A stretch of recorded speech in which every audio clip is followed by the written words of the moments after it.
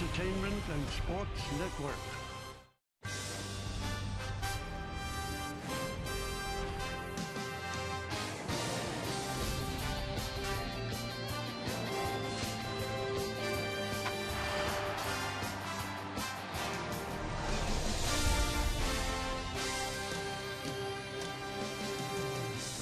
It's another beautiful day here in Florida. The weather has been great during the course of spring training, and today is no exception. As the Yankees are getting ready for yet another exhibition game, today they take on the Washington Nationals. As the YES Network presents New York Yankees baseball, it's going to be the Yankees against the Nationals here at Steinbrenner Field in Tampa, Florida. Hi, everybody. Ken Singleton along with Jack Curry and John Flaherty this afternoon, and we've got some breaking news, and Jack, why don't you take it away? Kenny, Andy Pettitte is back with the Yankees, so the newest face of the Yankees is an old face. Yankee fans are used to seeing this guy, a 240-game winner. He signed a one-year, $2.5 million minor league deal. We know he didn't pitch last year. He had the itch to come back and do it. The Yankees always had that invitation out to him. Andy, whenever you're ready, we'd take you back. He's coming back to the Yankees. Now, Flash, what is your reaction to this? Well, my first thought is postseason baseball for the Yankees, because obviously Andy Pettitte has risen to the occasion during the postseason. I'm sure the Yankees will be very patient. 39 years old. He was in camp earlier. It looked like he was in great shape, but I'm sure they're going to give him a lot of time to get his arm ready, compete for a spot. I mean, if Andy Pettitte signs a deal, he's got a rotation spot when he's ready. By the way, we're going to have Brian Cashman, the Yankee GM, on a little bit later on the ball game for a reaction from him. But right now, we got a ball game coming up. We got CC Sabathia, another left-hander on the mound for the Yankees today.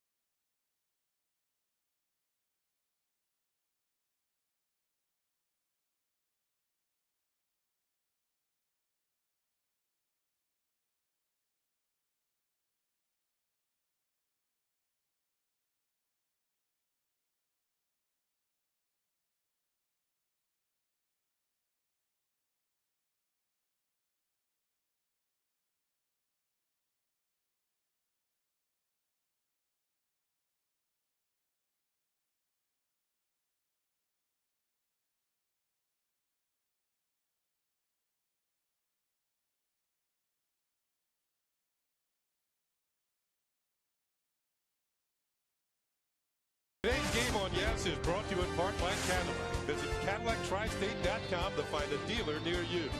By 5-Hour Energy, when you gotta get stuff done. And by the really big sales event. Real deals, big inventory, now at your Honda dealer. There is Steinbrenner Field. As we mentioned before, it's a beautiful day for baseball as the Yankees will be taking on the Washington Nationals for the second consecutive day. Yesterday they played over in Vieira, and the Nationals home for spring training, and the Yankees won that game by a score of 8-5. Let's check out the Nationals lineup. They'll be facing CC Sabathia this afternoon. Ian Desmond will be at shortstop. He will lead it off. At third base is Steve Lombardozzi. Batting third, Mark DeRosa, the first baseman. Wilson Ramos will be the designated hitter. He'll clean up.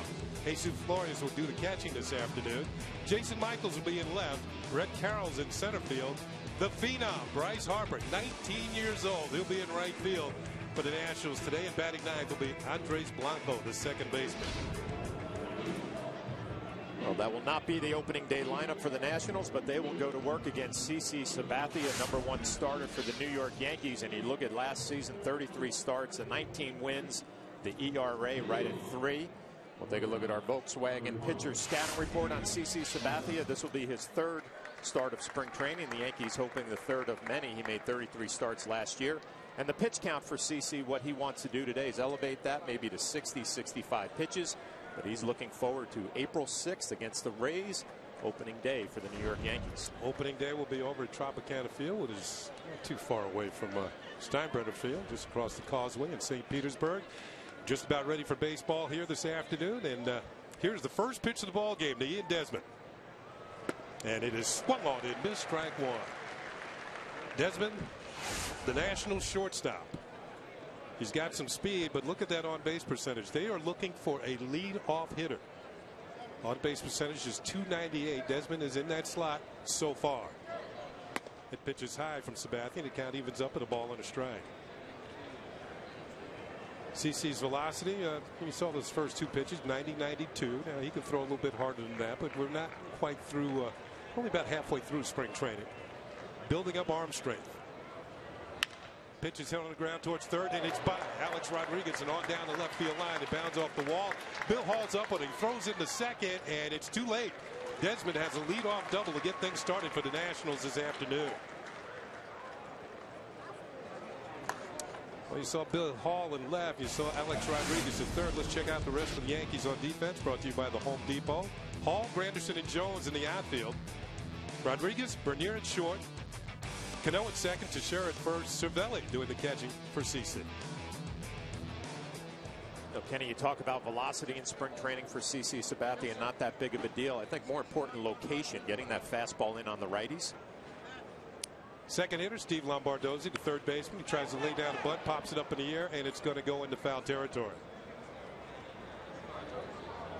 So the Nationals playing some small ball right at the start here. Lombardozzi was a minor leaguer last year, played in AA and in AAA. He hit .310 at AAA after his promotion. There is the manager of the Nationals, Davey Johnson. Took over in about June last year. Nationals are a club on the upswing. A lot of people feel they have a chance to contend at least for a wild card in the National League East. They've got some pitchers. Lombardozzi tries to bunt, fouls it off. The count goes 0-2. Of course, New Yorkers remember Davey Johnson during his time with the New York Mets, managed him to a world title in 1986. Nationals 2010, they won 69 games. 2011, they won 80 games.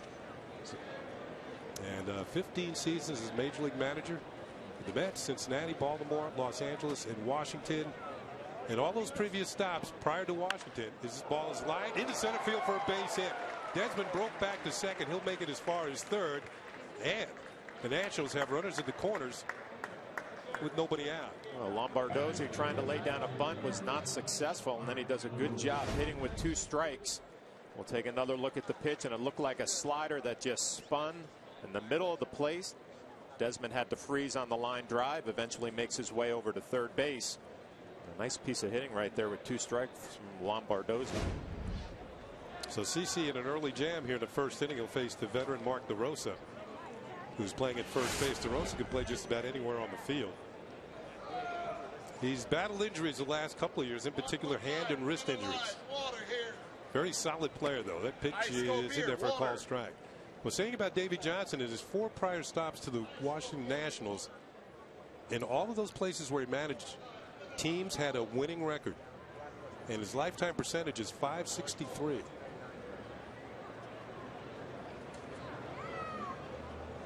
Pitch misses the outside corner. It's 1-1. And .563 of all living managers, there's only one manager alive who has a better winning percentage than Davey Johnson. And it's actually a manager Davey Johnson played for in Baltimore, Earl Weaver. Earl is over .580, 58%. Pitch in there for a call strike. Looked like a changeup. Yeah, looked like a little changeup. And you're talking about Davey Johnson. There was some talk he might not come back for this year, and why wouldn't you? I mean, the Nationals, like you said, a team that is on the upswing, a rotation that is stacked. See the 16th Major League season for Davey Johnson as a manager. I guess offensively, Kenny may be a little bit challenged, looking to score a few more runs this year, but their rotation is solid. That is outside for a ball.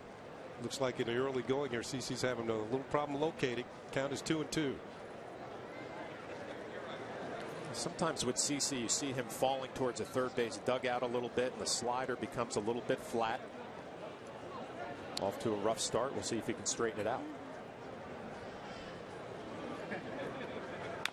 Little bouncer foul over near the Nationals dugout. Count holds at 2-2. You saw Joe Girardi there, and Joe Girardi watching CC intently along with Larry Rothschild, but be interesting to talk to Joe later on in the ballgame, get his reaction to the Andy Pettitte signing, which is it's got to be the biggest news in baseball today.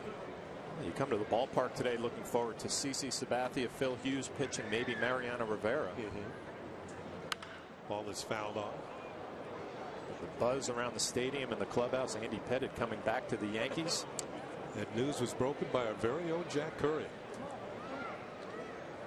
Good for Jack. And, you know, Jack mentioned to us when he got this story, he said, you know, guys, this is like for me hitting a home run would be like for you guys. Maybe we should explain to the fans. We were getting ready to do our normal open of the game. Yep. And Jack comes running up to us, hey, did you hear the news? No, we hadn't heard the news. And that's why our open changed dramatically within a space of maybe 2 minutes. That pitch is low and the count is full at 3-2. So kudos to Jack. Did he break the news on Twitter and YesNetwork.com? Good for him. Let's see what David Johnson has up his sleeve here. Runners at first and third. 3-2 count on Mark DeRosa, the first baseman. Let's see if Lombardozzi is on the move here.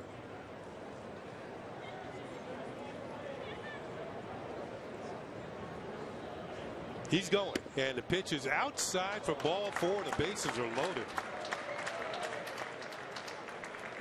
Well, interesting pitch selection. CC Sabathia, 3-2 changeup that just missed a little bit. You know, during the regular season, that changeup such a big pitch for CC. He just drops it off the plate, ball 4. Before you know it, bases loaded, nobody out. Here's Wilson Ramos, the designated hitter. Of course, the big news with him this winter, he's from Venezuela. He was abducted at gunpoint and held for 51 hours for ransom. Pitches high for ball 1. See, Cervelli's going to go out and talk to CC, try and settle him down. But I guess there was a raid and they not recaptured, but they freed him. Government agents freed him from the mountains in Venezuela, and he was unharmed. But he said he was scared, as you would be. Bullets flying everywhere, and they captured the people who abducted the kidnappers, and I guess they're up for trial right now. But all things worked out well for Ramos. High for ball 2. He's an up-and-coming catcher, and actually finished 6th in the National League in the Rookie of the Year balloting. Hit 15 home runs a year ago. Bases loaded, nobody out. Desmond, Lombardozzi, and DeRosa, the runners on from third to first. CC's back. Sabathia struggling here in the first inning. Pitch is fouled off. Yeah, he stepped it up a notch right there. 96 miles an hour on the gun. Challenging Ramos with a 2-0 fastball right down the middle.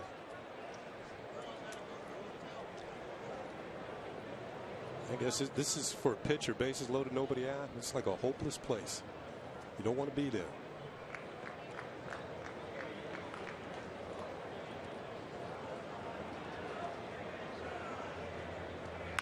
Bouncing ball. This could be 2.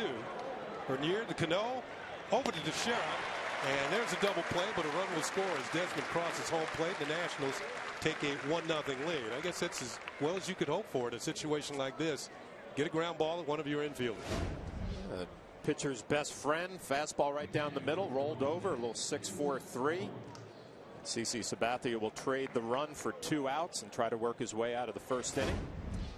So the Nationals now have Lombardozzi at third with 2 down. And it'll bring up the catcher, Jesus Flores, who has a chance to be the backup for Ramos this year. CC starts him with a curve, and he drops it in there for a strike.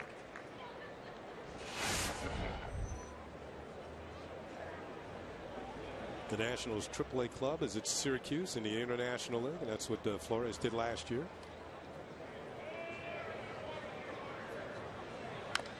Pitch is fouled at the plate. Might have got a piece of Savelli to count as 0-2. 21 pitches this inning. 14 strikes, 7 of them out of the strike zone. Normally you would look at that ratio balls to strikes and say pretty good, but they haven't been quality strikes, Kenny. You know, some sliders that are just rolling, fastball missing location a little bit. It looks like CC just rushing a little bit mechanically to stay on his back leg just a little bit longer. That one just missed, and it's a ball and 2 strikes. Sabathia, since the start of his career in 2001, has won more games than any other pitcher. One more game than Roy Halladay. 176 to 175.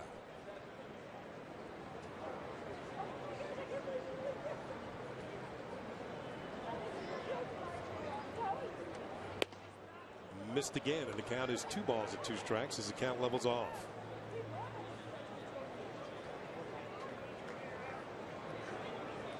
Be interesting to see CC's reaction at the end of the inning here. He knows he kept his team on the field way too long. Hitters want to hit. 2-2 pitch in the dirt. Good stop by Savelli. The count has gone full at 3-2. Yeah, nice play by Savelli, saving a run right there. Looks like it's a slider. Yanked down and in. A nice play. I'm sure you watch Larry Rothschild, the pitching coach, watching CC Sabathia, you know, waiting to get him in the dugout to give him maybe a little clue on what he's doing wrong mechanically and get him back on track. Trying to make a pitch right here, 3-2 with 2 outs. Ball is lined in the left field. It's going to be in there for a hit, maybe extra bases. Lombardozzi's going to score to make it 2-0 Washington. And going into second is Jesus Flores with an RBI double, the 3rd hit of the inning for the Washington Nationals. And they've all been well hit. 2 doubles and a single. You wonder maybe if Larry would take a little trip to the mound and see if he can get CC through this 1st inning. Fastball middle in. You see the reaction from CC Sabathia. It has been a struggle early. Not happy with the end result. Here's the veteran Jason Michaels, who comes to the Nationals camp as a non-roster player. And he lines one to center field for Granderson, who's going back a few steps. That ball's hit hard, but Granderson makes the catch. And that's finally going to do it. For the Nationals here in the top of the 1st, they pick up a run on 3 hits. They lead 2-0.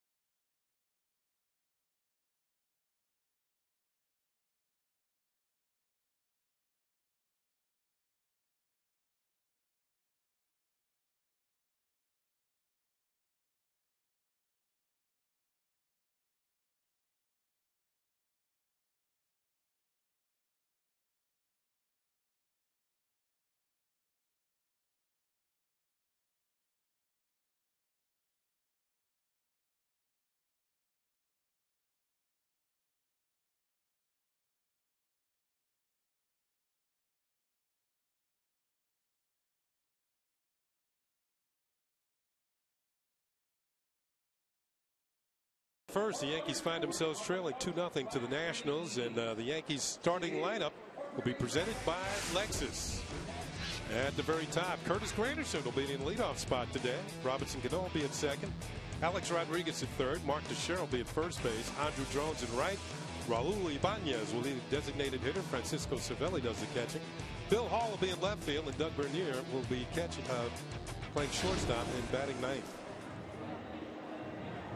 Curtis Granderson getting ready in the on-deck circle. Sizing up Gio Gonzalez. It's a little bit different in the Washington Nationals uniform. You see the numbers last year with the Oakland A's. A fantastic year. 16 wins, an ERA just over 3. Look at our Volkswagen pitcher scouting report. Mentioned new addition to the Nationals. They traded 4 of their top prospects to get Gonzalez. Won those 16 games last year for Oakland. Was an all-star. He's made a good first impression with the Washington Nationals. 7 innings in the spring. Has not given up a run. Nationals have a very strong rotation, as you mentioned, Flash, including Gio Gonzalez. They also signed Edwin Jackson to fortify their rotation. So the two newcomers. Gonzalez has good stuff. Every once in a while, he can be a little wild. He walked 91 batters last year, didn't lead the American League.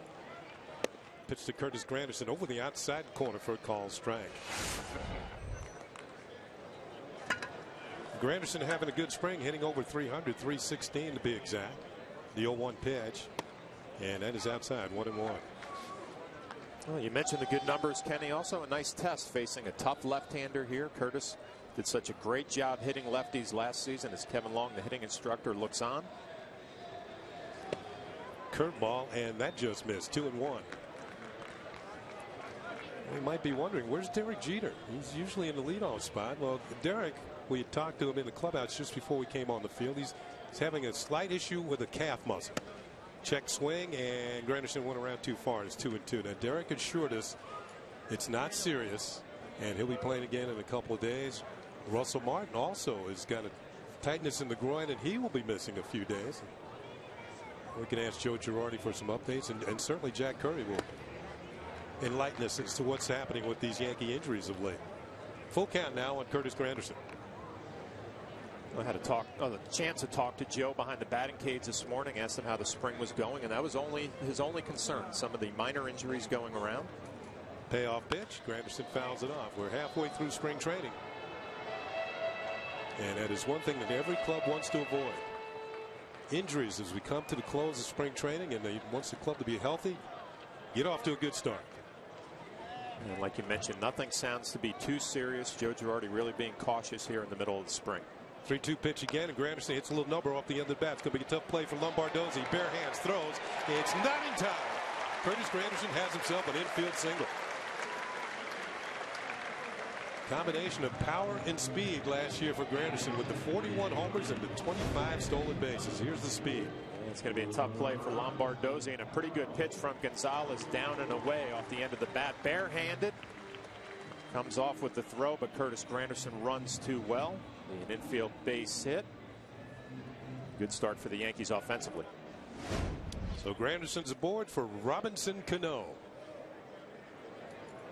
Cano has yet to find his stroke thus far this spring, but you can't be all that concerned. He's only hitting 167, but one of the best pure hitters in the major leagues at the plate right now for the Yankees.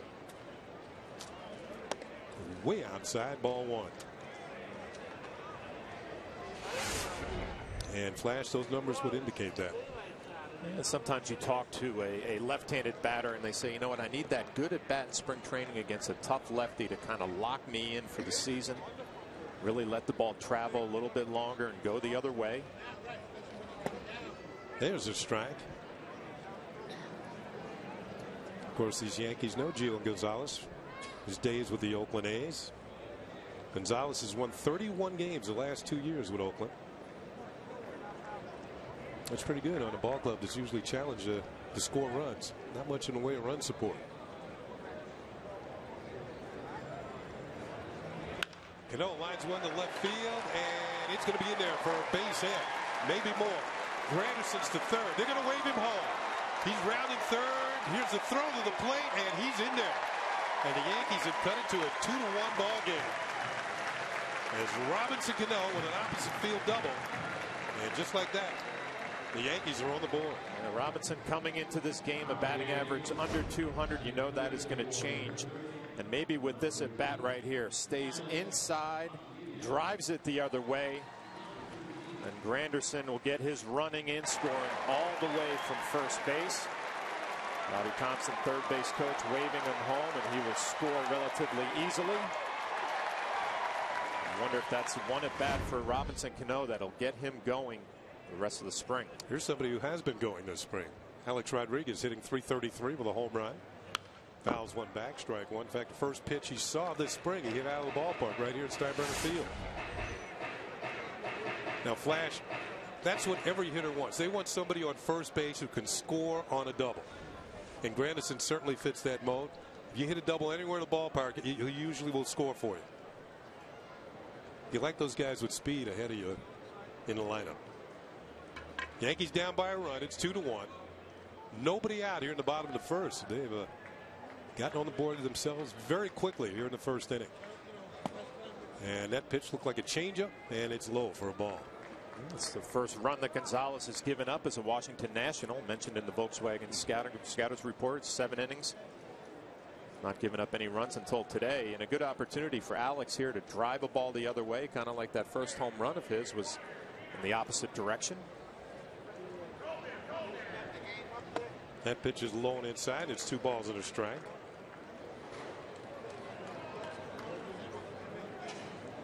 Of course, the Nationals rotation is a strong one, led by the phenom of a couple years ago who missed some time last year due to Tommy John surgery, Steven Strasburg.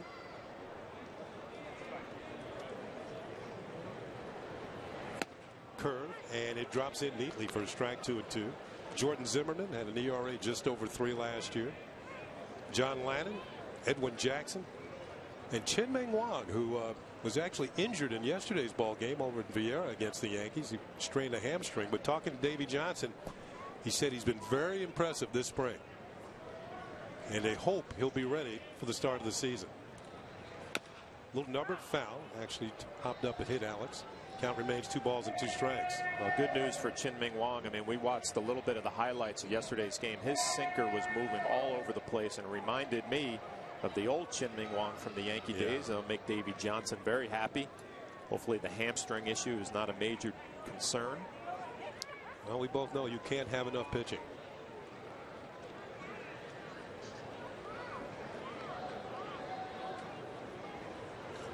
Curve is low and in the dirt. The count is full at 3-2. Good stop by Flores behind the plate.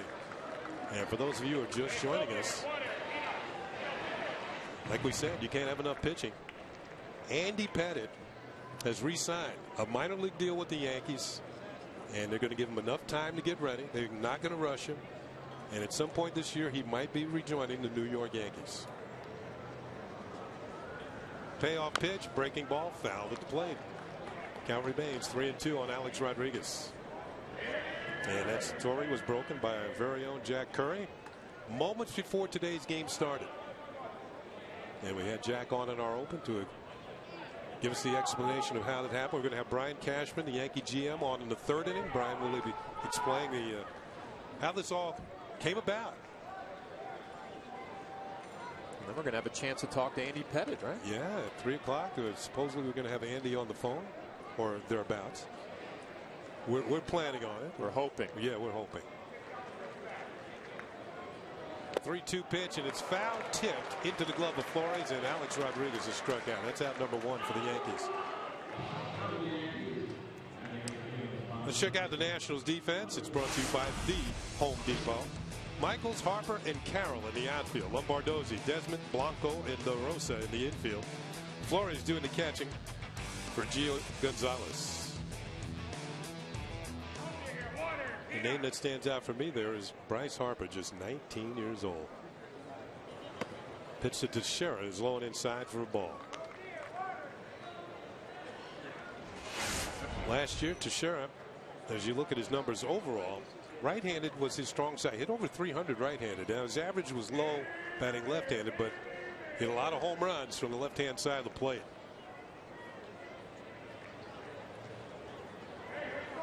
Little number, foul. Well, he mentioned during the course of spring training the weather has been just phenomenal, and that's the same today. Weather brought to you by Toyota.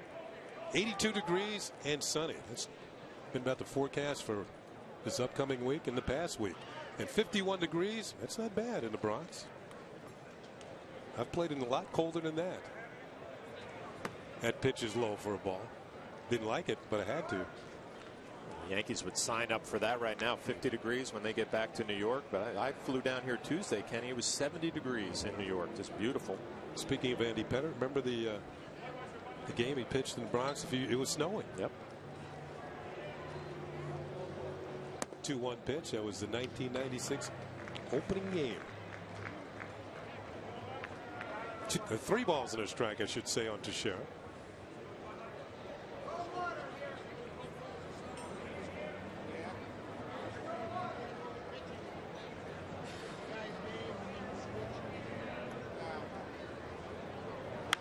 Ball is hit on the ground towards short. Desmond has it. Cano scrambles back to second, and the throw over DeRosa is in time for out number 2. So Cano, after doubling in a run, has not moved from second base, and there's 2 down. And that'll bring up the right fielder, Andrew Jones.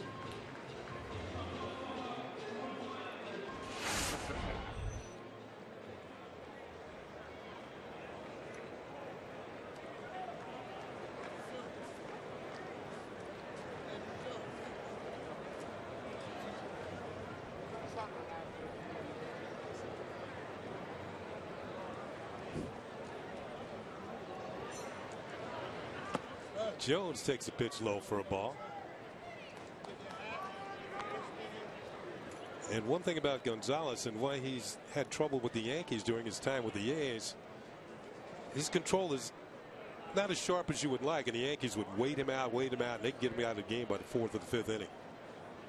Pitch count got up too high. That pitch is inside, and it has Andrew Jones scrambling to get out of the way. 2 balls and no strikes. I think about Gonzalez, Kenny. I mean, he had the ERA just over 3.12 in the American League last year, and how that's going to translate to the National League. I mean, obviously, no DH in the National League, a couple of easy outs in the National League lineup. He should thrive. Pitch is inside for a ball. Opportunity to pitch around a number 8 hitter to bring that pitcher to the plate, maybe in a tough situation where you have runners at second and third, and 1 and 2 outs. Those are the sort of things that the pitchers in the American League do not have that luxury. You got to face a hitter. Let's see if Jones has the green light here on the 3-0 pitch. No, he doesn't. He takes that one in there for a called strike. We'll never know.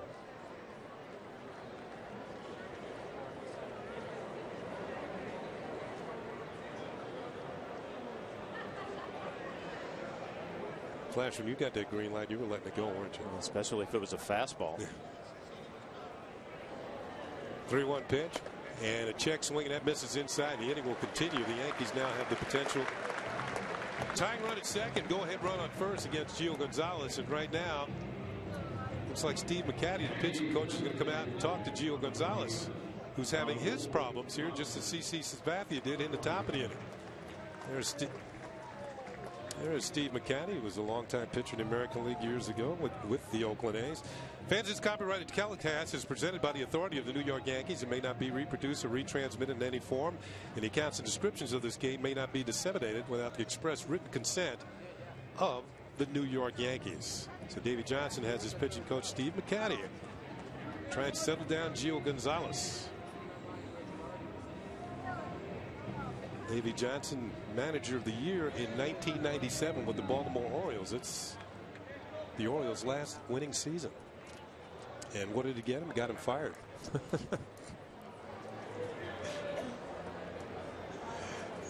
And he also was a pretty good second baseman, 4-time All-Star. Won 3 Gold Gloves while playing for the Orioles. And the first pitch to Raul Ibanez is in there for a called strike. Ibanez having a slow spread. That's what he did last year with the Phillies. 20 home runs, impressive numbers, 84 runs batted in there, but just 083 this spring. He's yet to hit his stride. Curveball is outside, and the count levels off at a ball and a strike. We see the numbers for spring training, not real good for Ibanez, and I guess traditionally he's been a slow spring training hitter. Freddie Garcia, usually his spring training numbers are not great, but these guys are proven veterans. Swing and a miss, and the count is 1-2. Good fastball from Gonzalez. Up in the zone a little bit, a little life. But Ibanez is going to be asked to do a good job against right-handed pitching. Finds himself facing a tough lefty today.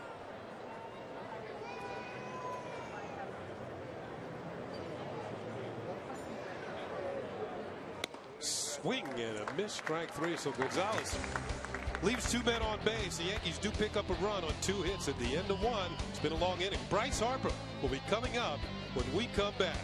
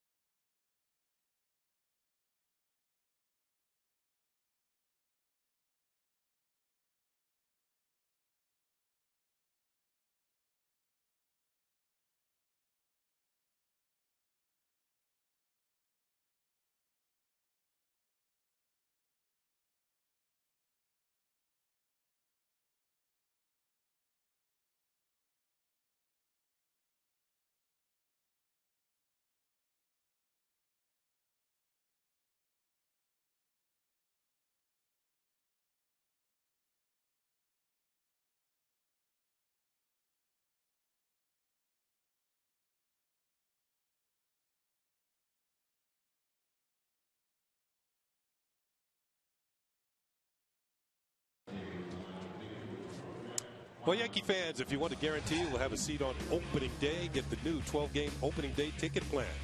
You get 12 great games, including opening day. Plans are available in a variety of locations, so purchase your opening day 12-game ticket plan today by calling 212-YANKEES or visiting Yankees.com. On to the second inning.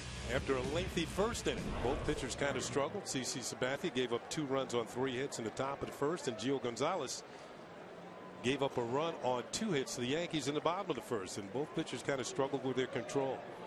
Here is the right fielder, Brett Carroll, non-roster player.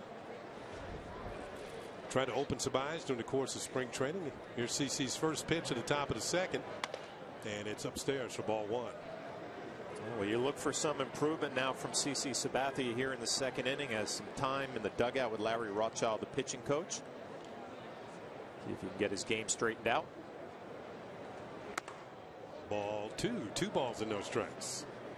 Be Carroll, Harper, and Blanco. Bottom third of the order for the Nats. There is 19 years old, Bryce Harper. Line drive, center field, solid single for Carroll, and he is on with a base hit. And Bryce Harper was a #1 pick overall by the Nationals a few years back. As I mentioned, just 19 years old.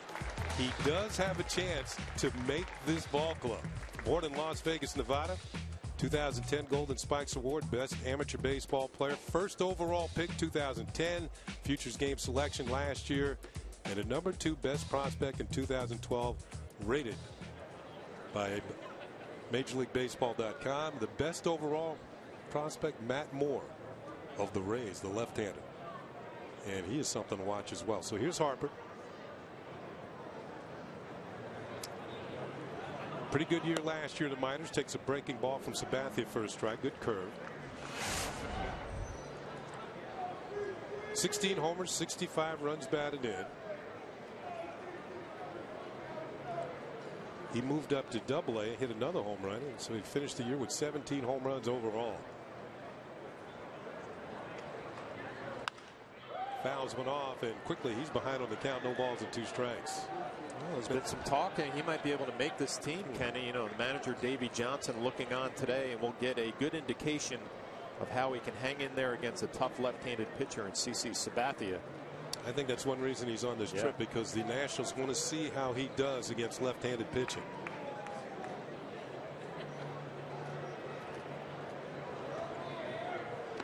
In the dirt, 1 ball and 2 strikes. After the season was completed, the minor league season last year, Harper went to the Arizona Fall League, which is kind of a 1 step below. It's only for the best prospects from each organization. And if you do well there, they feel you're almost major league ready. And he hit .333 with 6 homers and 26 runs batted in the Arizona Fall League. Swung on and missed. Strike 3. Good hard slider strikes him out. Sabathia picks up his first strikeout as Bryce Harper. Well, it might have been the best slider he has thrown this afternoon. Harper gets a good look at it, down and away.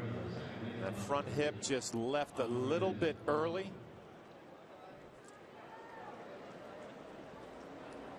There's a reaction as he gets his first taste of CC Sabathia. Here's Andres Blanco, the second baseman.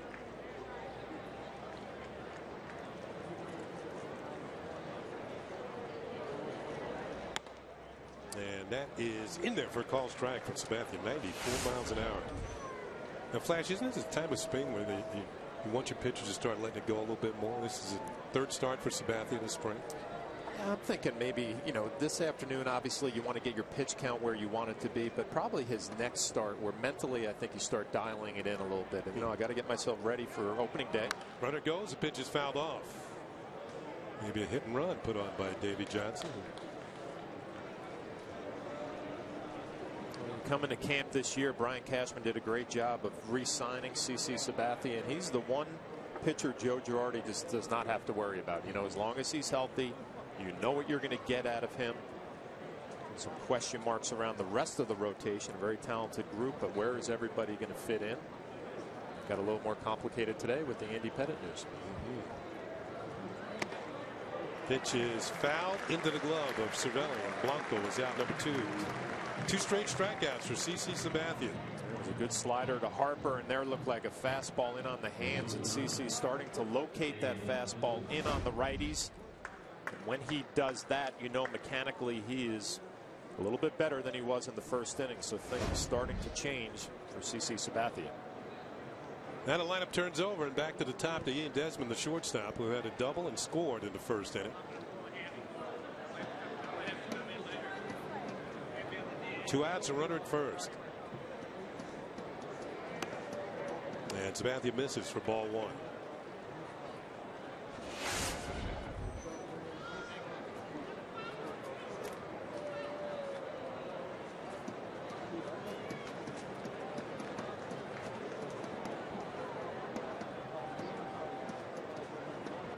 Pitch is swung on and missed on a changeup, a ball in his track. We mentioned the Nationals kind of looking for a leadoff hitter, somebody who's reliable, can get on base, have a decent on base percentage.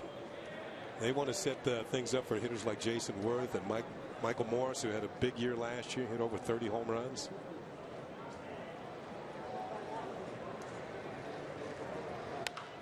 Pitch is hit in the air towards second base. And Cano has it, and CC Sabathia pitches around a lead-off single here in the second inning. We'll be back. The Yankees trail 2-1.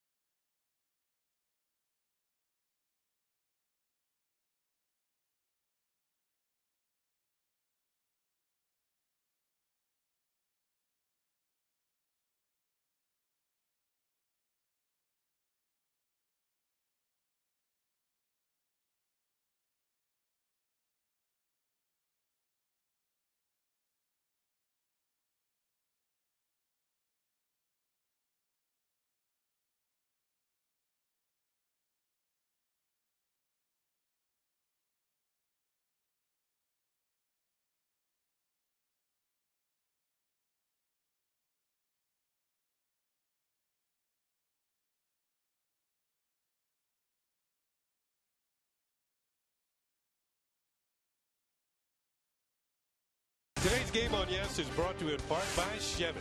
With a full line of award-winning models, find out more at ChevyOffers.com. Doesn't that look good, Flash? You like sprinkles? Oh, yeah. Or straight up? The sprinkles on top of the Carvel. Yeah. Francisco Cervelli. The Yankees trailing 2-1. We're in the bottom of the second. Bottom third of the order for the Yankees. Cervelli, Hall, and Bernier. Gio Gonzalez. And he misses inside for ball 1. The last inning, when Steve McCaddy, the pitching coach, went to the mound, it was quite obvious he told Gonzalez, let's use your fastball here. And he did and got out of the jam. He's got a pretty good one. Ball is hit towards the hole. Great stop by the third baseman Lombardozzi. The throw is in time. Beautiful play. Rob Cervelli of a hit. Lombardozzi trying to make this club as a utility man. Cervelli hits this ball hard. Lombardozzi lays out to his left, and a good strong throw across the diamond gets Cervelli by a half a step. Yeah, the third baseman for the Nationals is Ryan Zimmerman. He did not make the trip today. He's all-star third baseman, power, Gold Glover, and just signed An extension. Yeah, he's going to be there a while. Yeah, he will. Here's a pitch to Bill Hall. Speaking of trying to make the ball club. That's what he did with the Giants and the Astros last year. Speaking of the Astros, we'll see them here tomorrow on St. Patrick's Day. Should be a fun afternoon.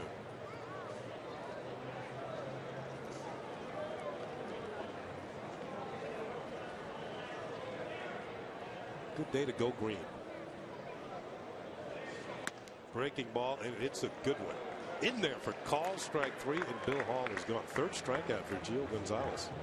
Gonzalez a little shaky in the first inning, as was CC Sabathia, but he looks like he's locked it in here in the second. Big breaking ball. It's like a curveball right there, dropped around the outside corner. Here's Doug Bernier, who's playing shortstop today and batting ninth, as we told you earlier. Derek Jeter, a slight problem with calf muscle. Derek didn't seem too concerned with it, did he, Flash, when we talked to him? No, he had a big smile on his face. He'll be ready to go and just, take a few days off maybe. But, Bernier is a kid who has opened some eyes this camp. Joe Girardi raving about him. Shortened his stroke a little bit. Swinging the bat a lot better. He mentioned in his pregame press conference that he's been impressed by Bernier and what he's been able to do this spring. Spring training different for different levels of player. Bernier just trying to open some eyes in case there's a spot later on during the year. Curveball is fouled back and out of play. 2 outs, nobody on for the Yankees here in the second. Gonzalez's pitch count is up to 40. I'm telling you, I like this Nationals team. I think they're moving in the right direction. They've got a good bullpen led by Drew Storen, their young closer, had 43 saves last year. Swung on and missed, strike 3. So 4 strikeouts in 2 innings for Gio Gonzalez. It's on to the third. Brian Cashman, the Yankee GM, coming up.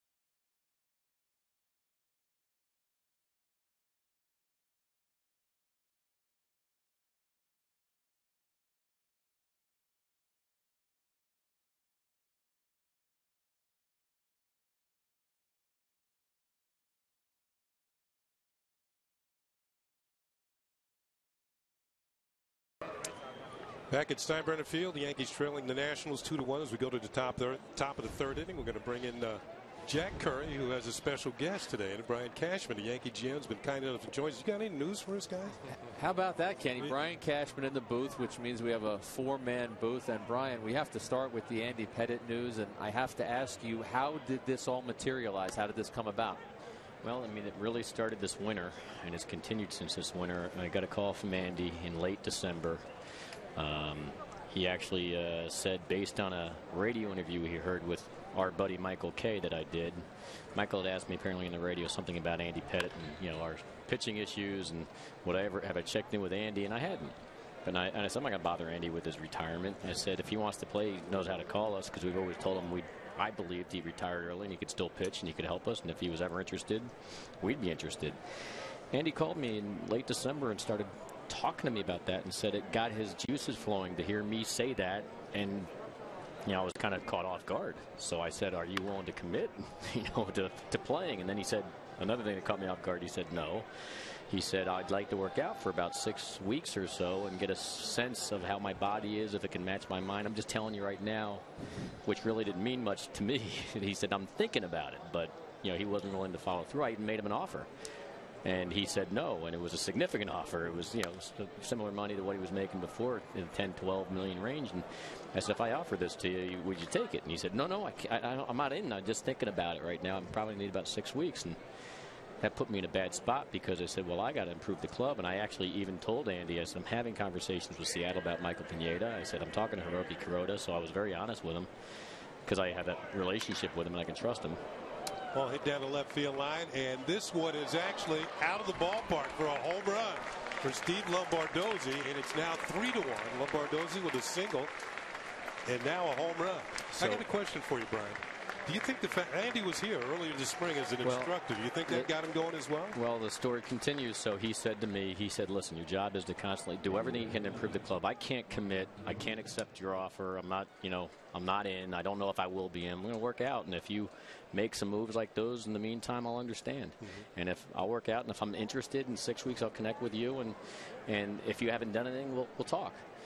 3 weeks later, I'd done a number of things, and so I called him. I said, we're done. I don't have any room now. And he shut it down. And that was cool. And then he showed up in spring training as a guest instructor, and, for a few days. Got all wrapped up in the excitement, what we got going on, the specialty, the players we got, the teammates, the camaraderie, and then he said, hey, I got to meet with you. And so he called me into Joe's office. We shut the doors, just him and I.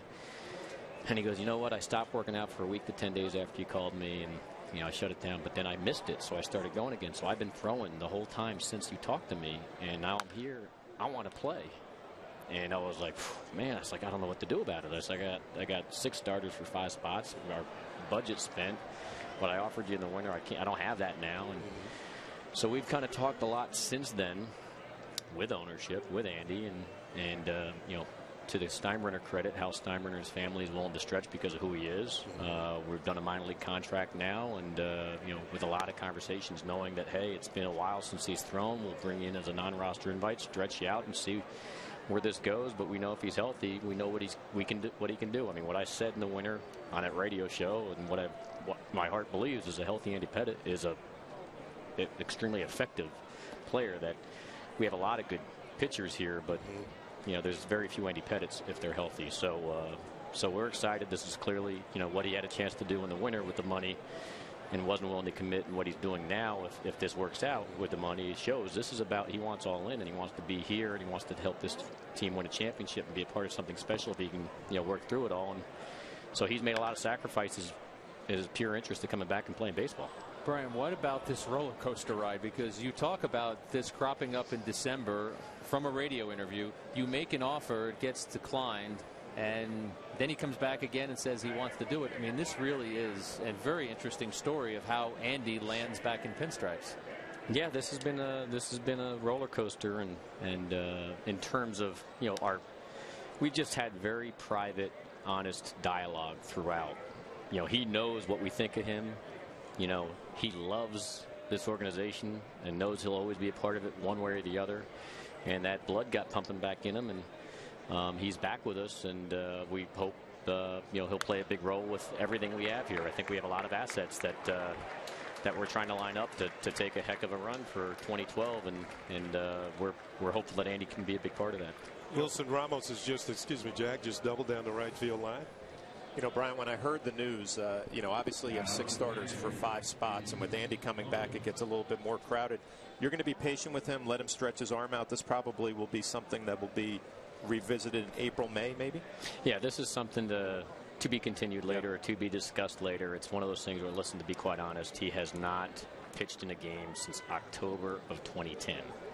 He is, pushing, the 40-year mark, and so I know Andy knows his body.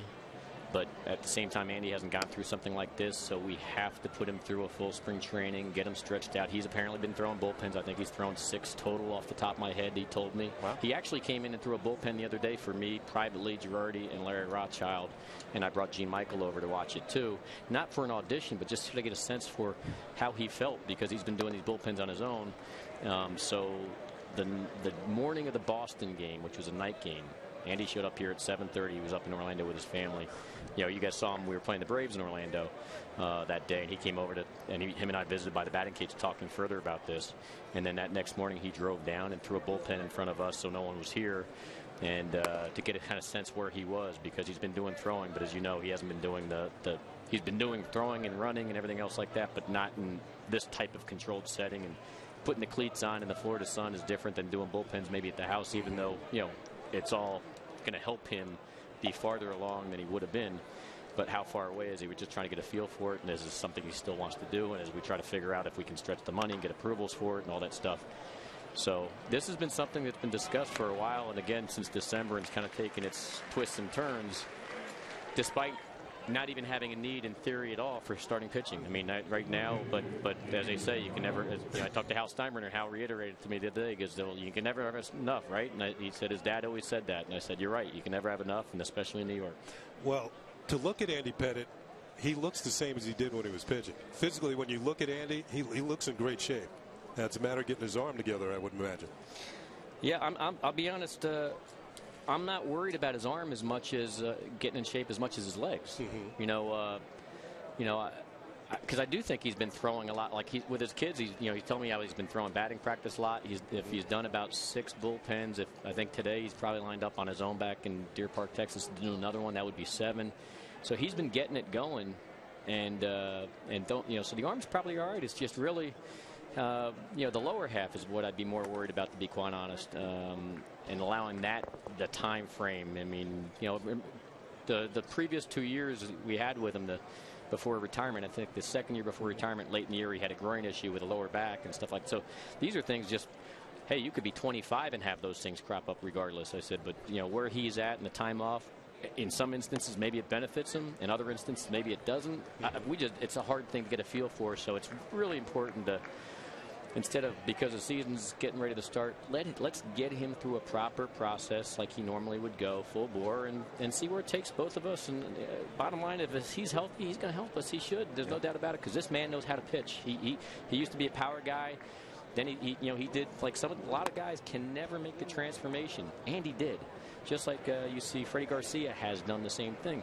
They know how to pitch, even if their stuff's not as great. They can sometimes will their way through it if their stuff's not there that day, or he knows what to do and how to do it. And so as long as he's healthy, he's going to put us in a position to be successful, I think. Brian, is there a timetable? Will we see Andy here this weekend? This weekend? No, I don't know. I don't think so. I think we're going to see Andy here. Brian, do you mind staying for the next half inning? That's fine. We appreciate you being with us. The news about Andy Pettitte. Brian Cashman will discuss it more when we come back.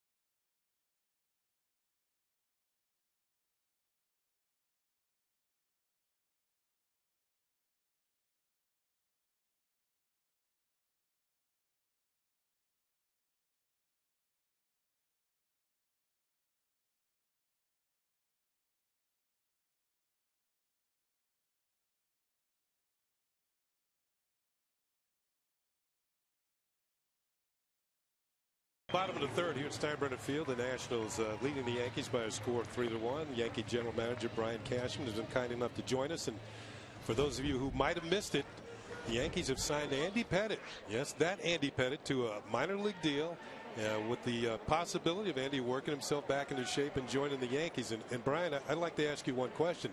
This doesn't mean you don't have faith in the rest of the staff. It's just that you have a chance to sign somebody with the pedigree of Andy Pettitte. Yeah, really. I mean, it's one of those things where first to answer finish Jack's questions off. I think we think that Andy will be here in Tampa early next week during the week, so probably Tuesday range. But yeah, no, actually, we feel we have a good, healthy, a lot of real quality starters here that we're excited about. We think that can help in a significant way, but so when we didn't have the additions of Pineda and Kuroda, obviously, when Andy and I started talking, and Andy was unwilling to commit because he just he wanted to work through the process, body and mind, but he was admitting that it's something that's on his mind. By the time he worked through that, we had already made moves. So then we certainly couldn't have the same conversation we had in December. Wasn't even sure if we could have a conversation at all, but at the same time, there's a recognition this is Andy Pettitte. He's a left-handed starter that knows how to pitch in New York, that still can do it. He didn't have a career-ending injury.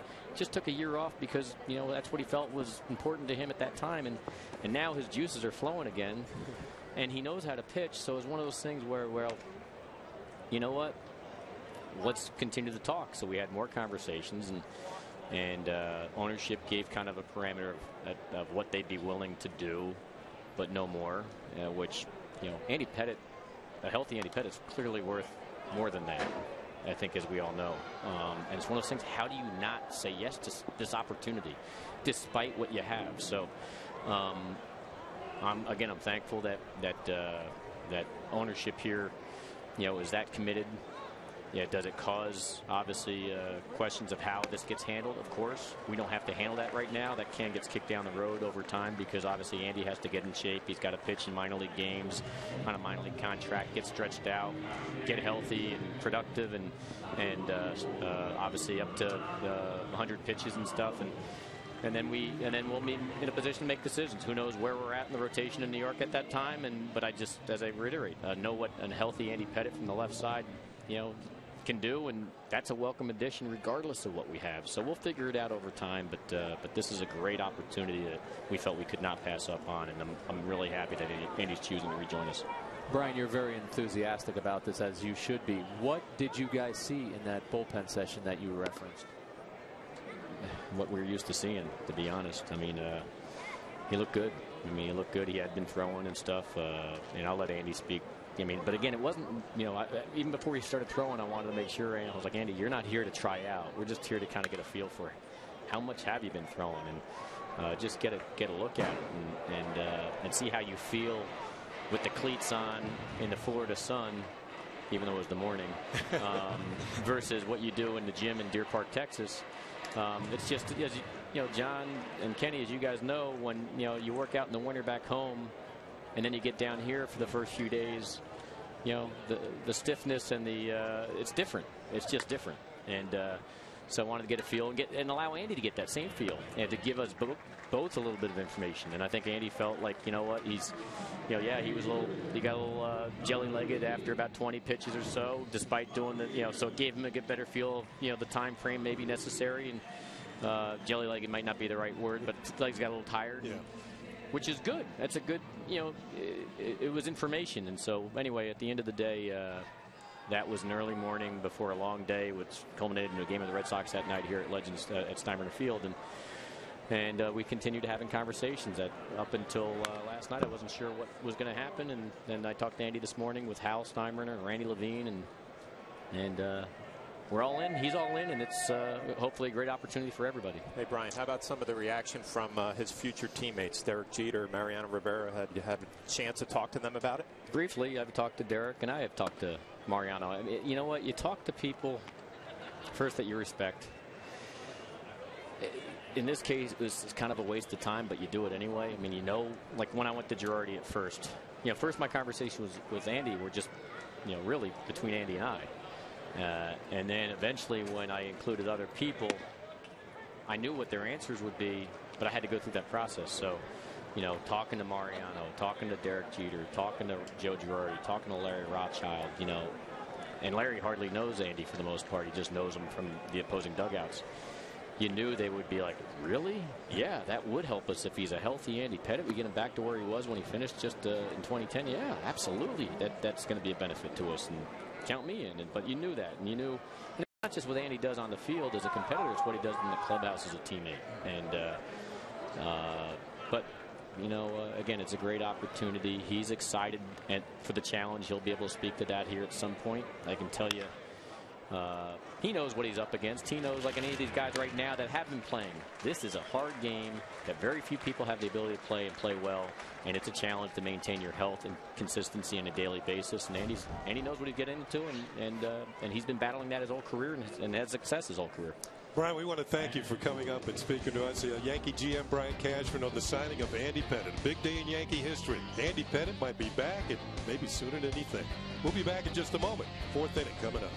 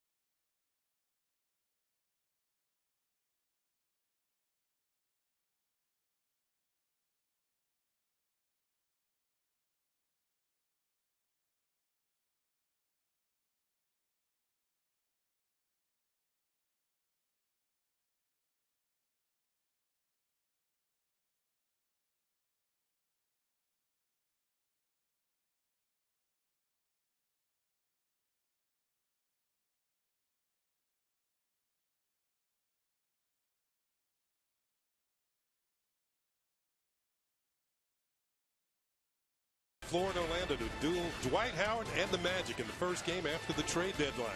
Coverage on Yes starts at 6:30 with the Nets pregame. Then Ryan Ruocco and Mike Fratello have all the action courtside. Nets Magic all starts tonight at 6:30 only on Yes. And of course the news with the Magic is Dwight Howard has decided to stay with the Magic, and that well, maybe not good news for the Nets fans. Of course the big news here today, Andy Pettitte signs a minor league deal. Will be back in Yankee pinstripes, maybe down the road a piece, but we'll, of course, you have to stay tuned. We'll let you know. Jack Curry certainly will let you know when that day comes. Jack was the one that broke the news just before today's ball game. New pitcher in the game for the Yankees, Rafael Soriano, as we go to the fourth inning. But Jack has other news as well. It's not just Andy Pettitte. There's all kinds of things happening here in the Yankee universe, and a lot of it has to do with injuries, Jack. It does, Kenny, and we talked to Joe Girardi in the dugout a few hours before the Andy Pettitte news took the day over, but there are other things that Yankee fans and the Yankees need to be updated on. Of course, Derek Jeter has a tender left calf. Joe Girardi said he doesn't think it's anything serious, but he said, listen, I'm not playing him until Tuesday. Now, for fans who want to get a little bit worried, it was the right calf that kept him out for about a month last year. Jeter doesn't believe it's a big thing. We know Derek. He doesn't like talking about injuries. He doesn't think any injuries are ever going to slow him down. But it's spring training, so of course the Yankees want to give him a couple of days off. Ball hitting the air to right field off the bat of Brett Carroll. Going back and still going back is Andrew Jones, and he makes the catch. Andrew Jones tested as he crashes into the wall, and it's out number one. Drifting Florida wind, a little breeze, not a real stiff breeze today, but drifting back on the track up against the wall. Nice play. Andrew Jones makes the play. And here is Bryce Harper, center fielder. It's not only Jeter who's having issues, is it? Right behind Bryce Harper is Francisco Cervelli. Well, he wasn't supposed to catch today. Russell Martin was, but he has a stiff left groin. And again, Girardi said, listen, I'm just going to give him a couple of days off. Another groin injury, Nick Swisher. He said he feels better. He ran today. He hit. But at this time of the season, you just want to take a break. We see the list right there. And guys, you know what all of this tells me? And Joe Girardi addressed this in the dugout today. I look at Eduardo Nunez and I see this veteran Yankee team. I think he is going to end up being a crucial player for the Yankees this year because Joe Girardi is going to have to watch the Jeters and the Rodriguezes. And even though they might want to play 150 or 155 games, they might play 140. And a guy like Nunez, Joe said before the game, he will get substantial at-bats filling in for those players. Well, Nunez hasn't played since the first game of spring training. He was hit by a pitch over in Clearwater. And did Joe give you any indication when he's coming back? He's going to swing a bat tomorrow. He's been allowed to take ground balls for the last couple of days. But once that hand bothered him in batting practice a couple of days ago, Joe said, listen, got to give him 3 straight days off.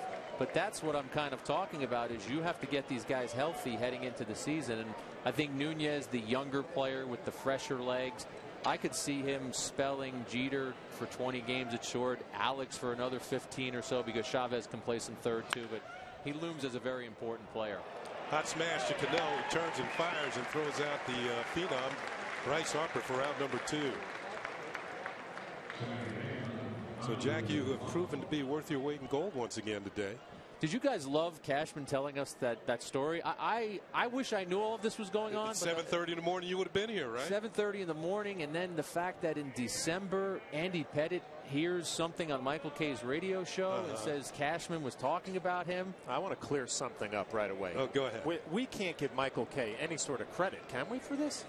They were Cashman's words. His name was mentioned. We have to give him kudos. I don't know if I can do it.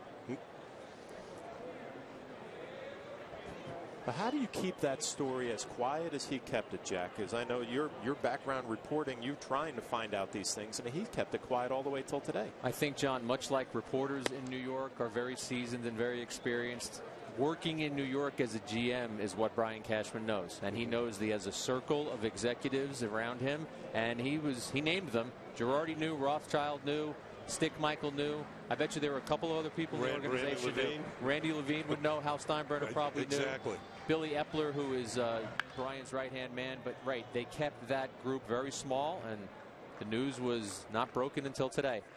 Soriano has a 1-2-3 inning as Andres Blanco flies out to Andrew Jones.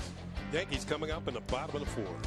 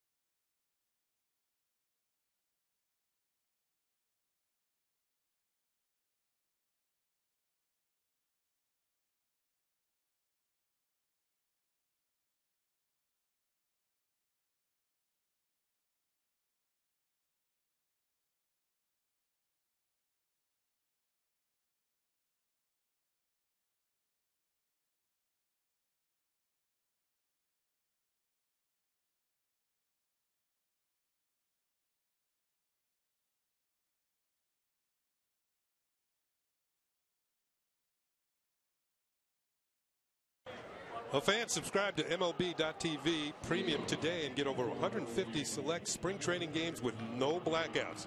Plus every regular season game live or on demand on your favorite devices. Visit Yankees.com for details. Jack Curry still with us, along with John Flaherty. I'm Ken Singleton. Yankees in the bottom of the 4th inning. They trail the Nationals by a score of 3-1. Gio Gonzalez still in the ball game. He faces Mark Teixeira. Pitches outside for ball 1. Teixeira grounded out his first time. You know, Brian Cashman, Jack, that was unbelievable. But to me, he kind of laid out all the parameters of how this broke down. It was stealth. He was stealth. He hid it from all of us. And you know what you asked about as a reporter? You want to chase this stuff down? I am going to say this. When Andy Pettitte was here a few weeks ago, I asked him that question. I said, being around your teammates, Mariano Rivera, Derek Jeter, does it make you have that itch to want to come back? And Andy, who really was one of the more honest players I've ever covered, he did give an honest answer. He said, yes, you do think about it, but then you think about your family back home, and that's kind of why you retired. And that was a fair and candid answer, because according to Brian, they didn't know until this morning that this was going to happen.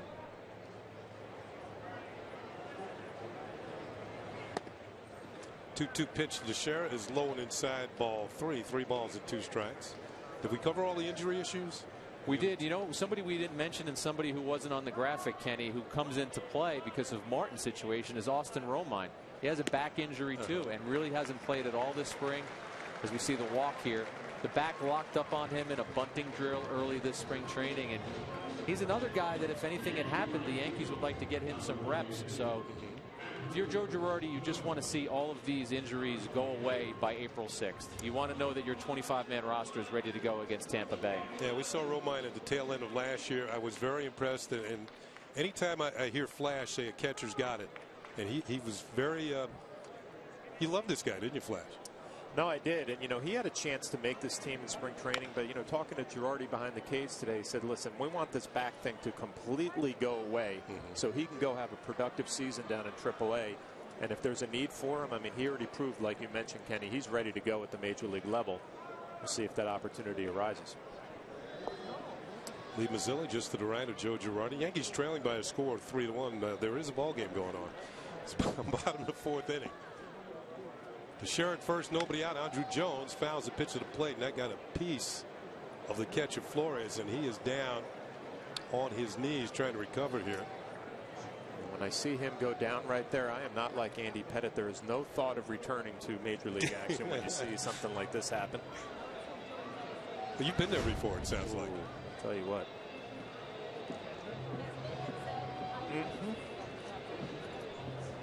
I think I'm a lot more comfortable up here with you guys. Yeah. You're not wearing all your equipment today either, are you? But you know what I took from Brian's conversation too, guys, is, you know, the excitement in the clubhouse to bring back Andy, and not only what he does on the field, but what he means to his teammates. It's going to be a huge addition.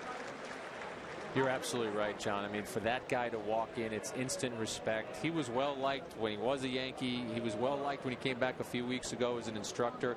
And just imagine a young pitcher like Phil Hughes being able to use Pettitte as a resource, and all of the minor leaguers and guys who might be coming up at some point this season, they can go to Pettitte. He's pitched in big games, and you mentioned it in our open that you think postseason with Andy Pettitte, and that's what he's done. 19 wins in the postseason. See a strikeout there of Andrew Jones, but that's how he's made his mark. 240 career wins, but another 19 in the postseason. Andy Pettitte.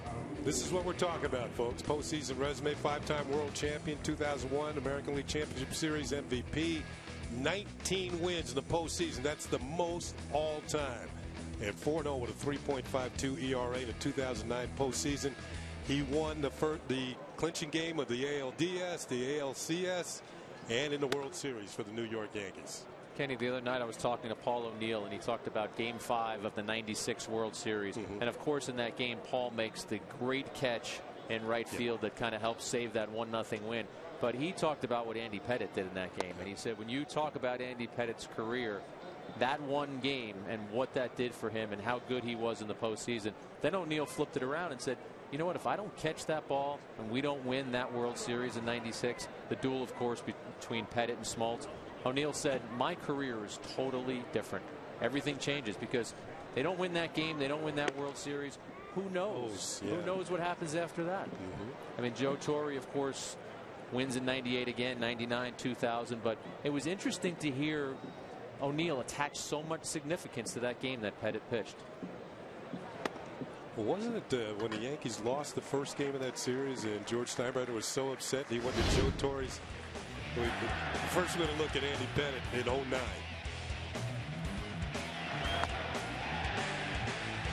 That's against the Philadelphia Phillies in the World Series. Chase Utley headed back to the bench. This is Jason Worth, who is now here with the Washington Nationals. Andy Pettitte. Well, we're going to have more when we come back. We've got a pitching change here at Steinbrenner Field. The Yankees trailing the Washington Nationals by a score of 3-1.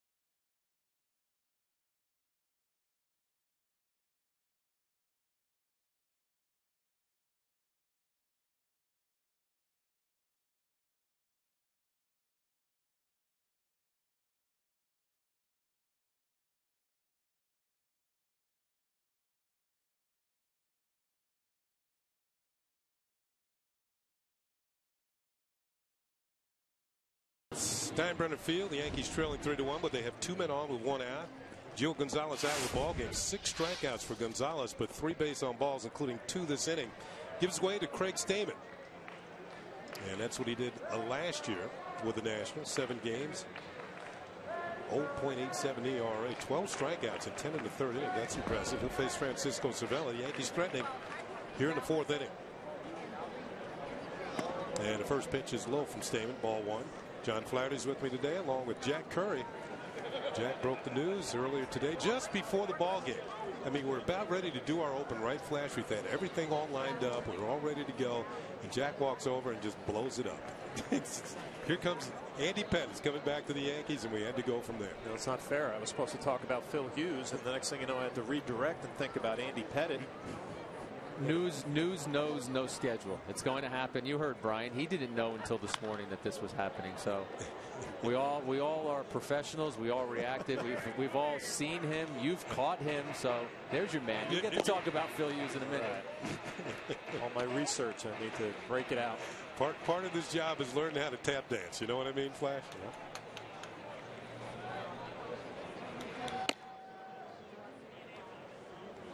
Count as a ball and a strike on Francisco Cervelli. Yankees have 2 men on, nobody out. I'll make that 1 out here in the 4th inning. Swing and a miss.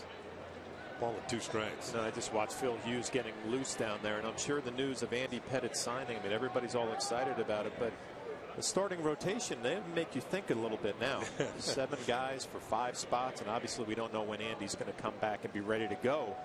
But a little more sense of urgency, I guess. Absolutely. And I think Brian Cashman addressed that by saying, let's get to that point. Let's see where Andy is. Let's see when we can have him ready. He mentioned those 6 or 7 bullpen sessions that Andy has had. But then he also said, listen, he almost needs a full spring training. He's almost starting from 0. So maybe you look toward May or something like that. Is that when he could possibly be ready? But you're right, John. You look at the other pitchers in that rotation. outside of CC Sabathia, I think everybody else has to sort of wonder how this would impact them. Yeah, well, you think spring training, what, 6 weeks for pitchers to get their arms where they need to be? And maybe he's a little ahead of that schedule because he's been throwing bullpens. Time will tell. Swing and a miss, strike 3. Stamen went to the fastball on successive pitches and strikes out Cervelli. So the Yankees have had a no contact inning going, and 2 strikeouts and 2 walks against the Nats pitchers. Stamen strikes out the first batter that he faces. And that'll bring up Bill Hall, who was struck out by Gio Gonzalez. By the way, Gonzalez allowed a run on 2 hits while he was in there. The 2 men on base are his responsibility, but he looked impressive with 6 strikeouts and 3 walks this afternoon. Breaking ball swung on and missed by Bill Hall, strike 1.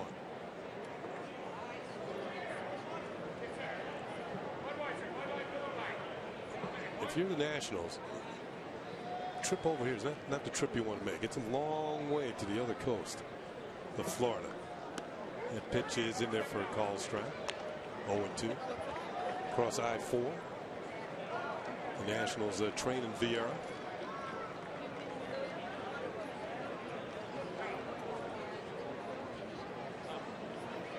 Certain trips I didn't like making in spring training. I didn't like to go to Fort Myers. Oh, but we're going there. We're going. Yeah, we are, aren't we? Doesn't matter that we don't like going on that one. We're going. Swing and a miss, strike 3. Bill Hall is gone. We want to thank Jack Curry. Somebody get John Filippelli on the phone. Jack needs a raise. He worked hard today.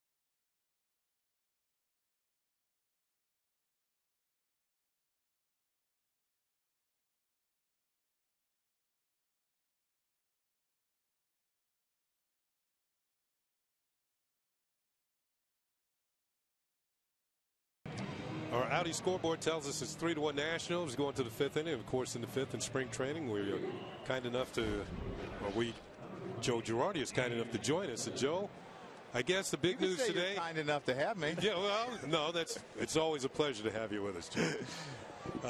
The big news, of course, today, Andy Pettitte. We want to get your thoughts about that. Of course, he needs a catcher, Joe. Yeah, well, Flash is younger than I am. I already said that's not happening. No, I'm not going to recover very quickly, so we're not going to do that. But, yeah, we're all excited about it. I mean, it took some time to get done, and there was some back and forth, and, you know, he had to make up his mind that he was all in. But I think we can all see that he is, and we're going to have him back here pretty soon. Now, I asked Brian Cashman this question about, do you think the fact that Andy came back as an instructor had something to do with him kind of thinking about this a little bit more? Well, I think it can give you the itch when you're around the guys and you realize how much you miss that in the competition and watching guys go about their work. But he'd been throwing for a while, and he'd been working out as if he might play, and I think he had the itch from the initial conversation, but that might have been what put him over the edge. Did he give you any indication he was thinking about this? No, he did not, and I kind of found out later in the process, and came here. I don't know what morning it was. Maybe it was early Tuesday morning or early Wednesday morning. We had to get here pretty early to make sure no one saw us. I think there was one exterminator that walked by, and I was a little worried that it might get out, but it didn't.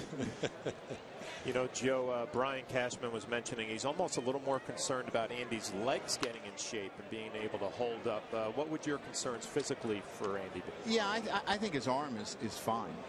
I think if you look back at the issues that he had at the end of a couple of those years, it was lower back and it was growing. And I think that's pretty normal for a starter that has some age and that uses his legs a lot. And he uses his legs a lot when he pitches. So that's what we have to make sure is in shape. Pitch is hit in the air to right field. Andrew Jones towards the corner. This ball is twisting foul and out of play. Now we got Phil Hughes. You saw CC Sabathia today. What did you think of CC? And of course, Hughes is having himself a pretty good spring, Joe. Yeah, I thought CC just had a little trouble with his fastball today, the command. Thought he threw some good sliders and some good changeup. And CC has been a guy that has usually started somewhat slow in spring training. And, you know, he's one of those power guys that gets going as the spring goes on. Been pleased with the way Phil has thrown the ball. Has used all his pitches. He's even thrown changeups to right-handers, which we've been happy about. There's a good curveball. Yes, it is. Good curveball. Bernier at short with a strong arm the first, and there's one up and one down here the fifth inning. And, you know, I mean, that's where you can tell his arm strength, we feel, is pretty much back. You know, it's still a little bit early in spring training, but his curveball has more bite on it than what we saw last year. His fastball has been pretty consistent, 91 to 93, probably even touched 94 in spring training a little bit here. So we've been pleased. Here is Steve Lombardozzi, who's had himself a pretty good day. He's killing us. He killed us yesterday, too. Yeah, but Yankees won that game yesterday, 8-5. Lombardozzi has scored a couple runs, hit a home run and a single here today. And I didn't know he was a switch hitter. Well, it seems that, yeah, we saw that yesterday. It seems that we can get to 2 strikes on it. It's that third one that has given us a little trouble. Ball's hit hard off the glove of Bernier, and this is going to be an infield single. And you're right, Joe. He's having a good day. Yeah. Yeah, I believe he's the son of Steve. That was, I believe, on the Twins championship team. So I'm sure his dad's pretty thrilled about this. Now we're getting another look at the swing, Joe, and a nice inside-out approach, rifling it the other way, and a nice bid by Bernier, who has opened up your eyes a little bit this spring. Yeah, he's had a really good swing. I think he's made a lot of progress with the bat. He's always had a very good glove and been very consistent out there. But he shortened his swing last year, had a decent year in AAA, and he's a guy that, you know, that you might have to call on at some point during the season. So you'd be comfortable playing Bernier at any one of the infield positions? Yeah, I would have no problem.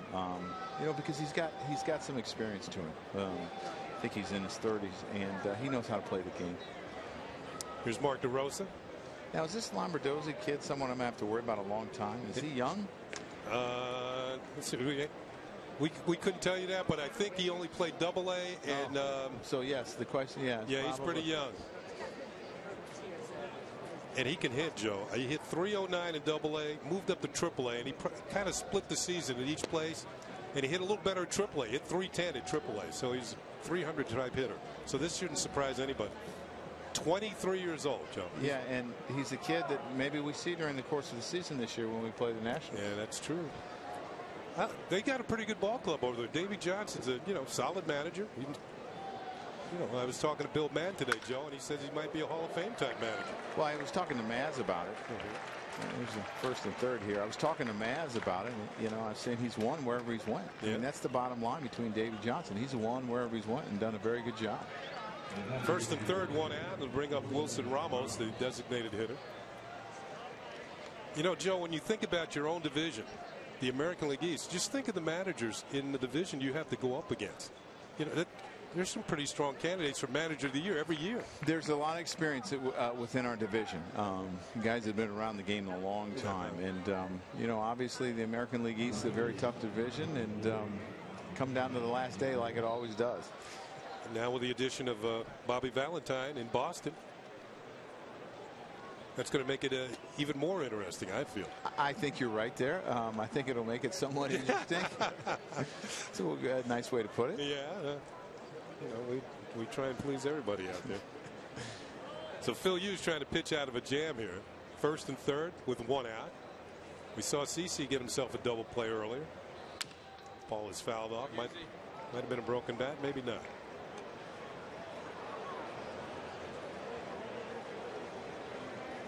Yeah, pretty good fastball right there from Hughes. And Joe, what are you looking for? You know, that Phil Hughes has progressed through spring training. As you said, he's thrown the ball pretty well. But now, do you look for command issues? You look for speed issues? You look for radar gun? Command is important to me. That you can throw the ball where you want to, and you can, you know, go in and out. You can go up and down. You can change speeds. You can do all those things. And obviously, you're looking for one of two things here. You're either looking for a double play or a strikeout. Now, as a former catcher, Joe, are you kind of calling the game as you're watching a pitcher work how you might want to work it? Yes, I am. But I don't get too involved, and I'm not a big fan of questioning pitch selection during a game, because I really believe it's a feel out there when you're catching. I don't know how Flash felt about it, but I mean, sometimes you know what the right pitch is, but you don't have a feeling that that pitcher might be able to execute that pitch because he's having a hard time during the course of the day. So I think it can be easy to call pitches over here because you're not involved in it. So you're kind of hesitant to do that. Yes. Swing and a miss. Ramos has struck out, and that's a big strikeout because now there's 2 down. Runners on the corner. See if Phil Hughes can get himself out of this jam here in the 5th inning. Well, Joe, you got to be happy with the pitch selection there. A couple of high fastballs, and then he finished them off with a curveball in the dirt. Yeah, I mean that's what pitchers will do a lot of times, because they feel like that high fastball and the curveball come out of the same plane, and the curveball obviously breaks down, and you can get guys to chase it. And they did the right thing. They changed speeds, they changed eye level, and they went in, I believe, on the 1 pitch. So he did a lot of things right there, and I am pleased. Joe, if I could touch on Andy Pettitte, well, we got 2 outs now. What did it mean to you to be able to catch somebody like Andy Pettitte? I had a blast. This is a guy that expected so much from himself every time he went out, and was very hard on himself. But you love the competitiveness in him. You love that he expected to do well, that he never made excuses, and he just worked and worked and worked. So I had a blast catching. He could say some funny things on the mound too, let me tell you, and in the dugout. But we're thrilled to have him back. And that's great stuff. Swing and a miss, power fastball there. One thing I've noticed about Hughes this spring, Joe, the swing and a miss seems to be back in play with him. Well, that's big for him because he does pitch up and down in the zone with his fastball, and I feel that his fastball gets on people quickly. It appears that he throws sometimes harder than he does because he's somewhat of a short armer, and that's important for him.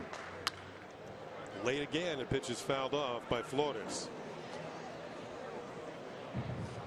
Well, Joe, this is my first time seeing Hughes, and he's noticeably looks like he's in great shape.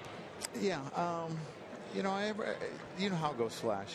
You know, when you struggle, you're out of shape a lot of times, and when you do well, it doesn't matter what shape you're in. It doesn't matter if you're round or you're thin.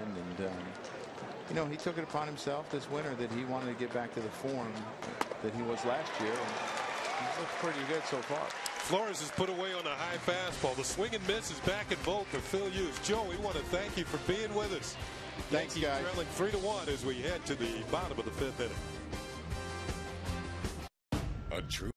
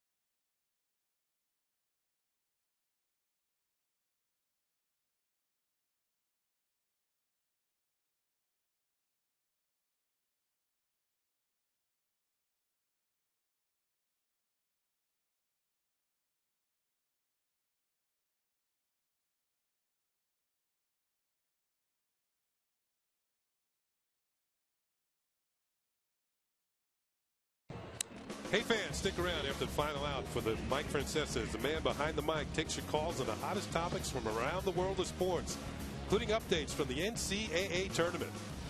It's Mike Francesa today after the game right here on Yes. Here we go to the bottom of the fifth. The Yankees trying to break through against Craig Stammen, who came on and was impressive with one out and a couple men on. He picked up a couple of strikeouts to get the Nats out of trouble in the fourth. Or out of the scoreboard. The National 3 runs, 8 hits, no errors. The Yankees a run on 2 hits. And they have played errorless ball. Bernier fouls one back and out of play, and he's in the hole. No balls and 2 strikes. The Yankees 2 hits, by the way, the first 2 hitters they had in the ball game in the first inning. Granderson with a single and Cano with a double. Granderson is on deck.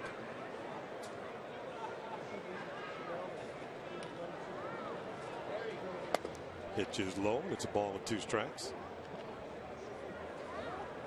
You watch Stammen throw, and it's like he almost throws a little bit across his body, Kenny. And you know, the radar gun, we're so used to paying attention to it now with Phil Hughes. And this kid's throwing 89 miles an hour, but he throws across his body, and the ball jumps.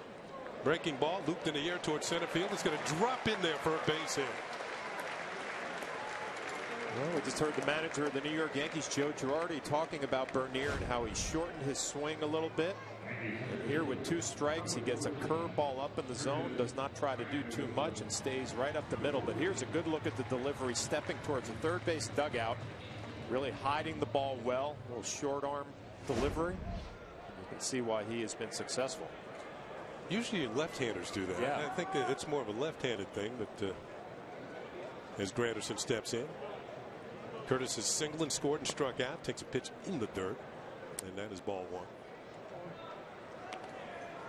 Having a good spring. 333 with a homer. A couple runs batted in.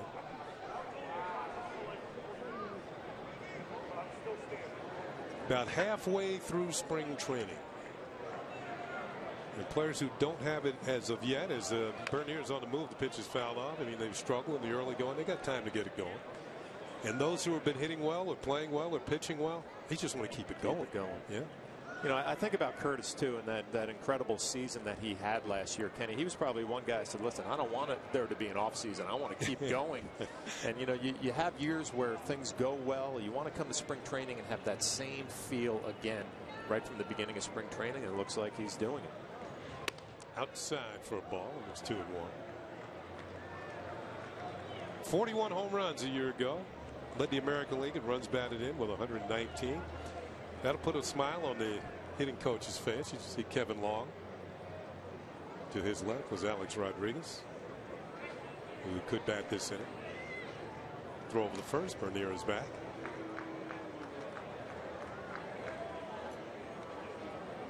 Curtis, 65 home runs in 2 years with the Yankees.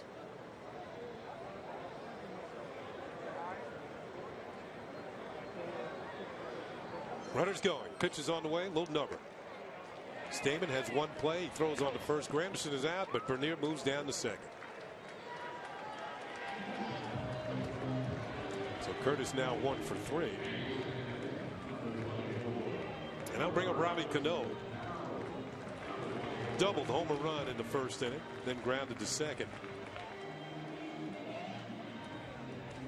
Now a 3-time All-Star.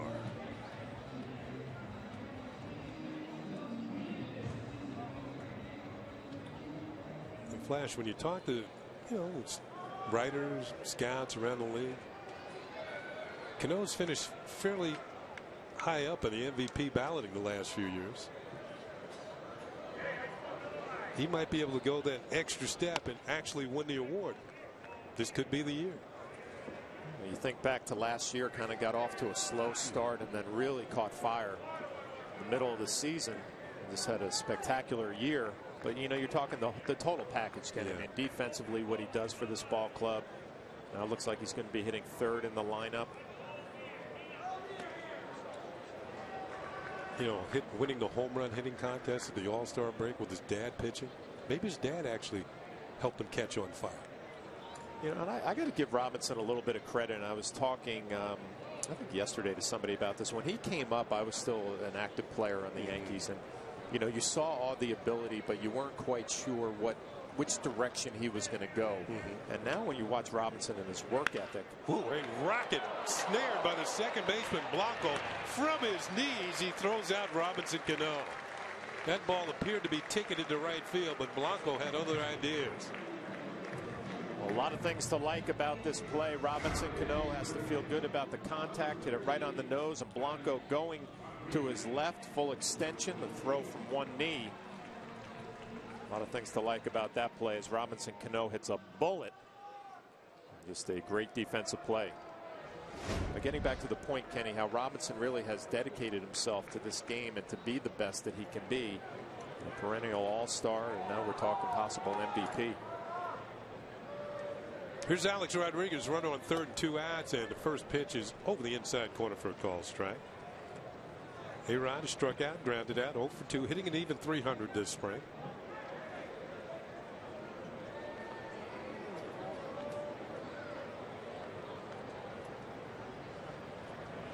Ball is hit well to left field. Going back is the left fielder Michaels. Looks up. This one is gone. A 2-run homer, and we've got a tie ball game. For Alex Rodriguez, his second home run of the spring, and that one was headed towards Lake Steinbrenner, out beyond the left field fence. So one swing of the bat ties it up. A-Rod with a long home run to left. Well, Alex Rodriguez gets a little two-seamer down and in, and you love the full extension and the balance of that swing. Sometimes you can beat Alex inside if it's up above the belt there. The fastball down and in, drops the bat head, his second home run of the spring. Here's Mark Teixeira, and he takes a pitch for a call strike. You know, if you look at the reaction of A-Rod when he hit the ball and Stamen after the contact was made, they both knew where it was going. One was very happy about it, the other not so happy. Breaking ball, and it misses to Teixeira. Curveball is low. Another look at the pitch location, down and in, and here come the reactions.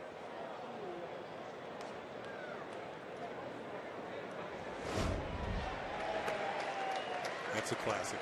It's happened many times before.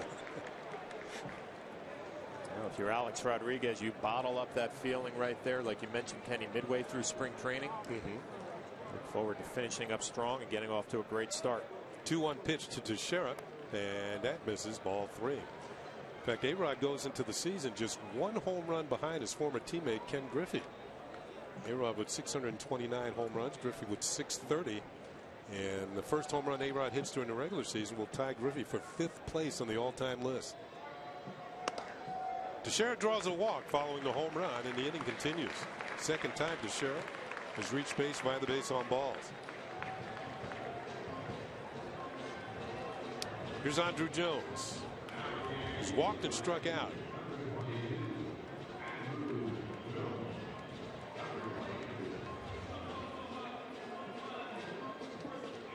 Of course, the Yankees haven't been hitting all that many home runs this spring.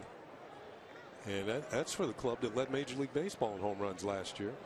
I mean, that's been a staple of the Yankees. That's why they're called the Bronx Bombers. Andrew Jones takes one inside for a ball. I kind of, talked to Kevin Long, the hitting instructor, about that today. Is he concerned at all? What's your feel for your ball club offensively? And he's like, this time of the spring, it's so tough because these guys are getting themselves ready. He looks forward to that last week of spring training where guys turn it up a notch. Curveball hangs up high. 2 balls and no strikes. Here's where Andrew Jones, who has hit a few home runs in his day. 2-0. Here's where you get to pick and choose. And if he swings, he's not going to get cheated. Nowhere near the strike zone. 3 balls and no strikes. It appears that home run by Alex Rodriguez, Craig Stamen has not thrown many strikes since then.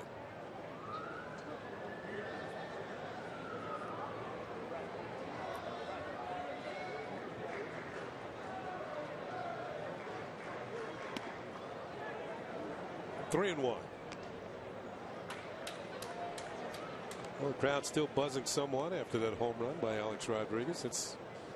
That's what they paid to see. And we have another excellent crowd here at Steinbrenner Field. Pitch to Jones, swing and miss, strike 2, 3-2. Andrew got a pretty good pitch to hit right there. 3-1 sinking fastball. Maybe tried just to do a little bit too much.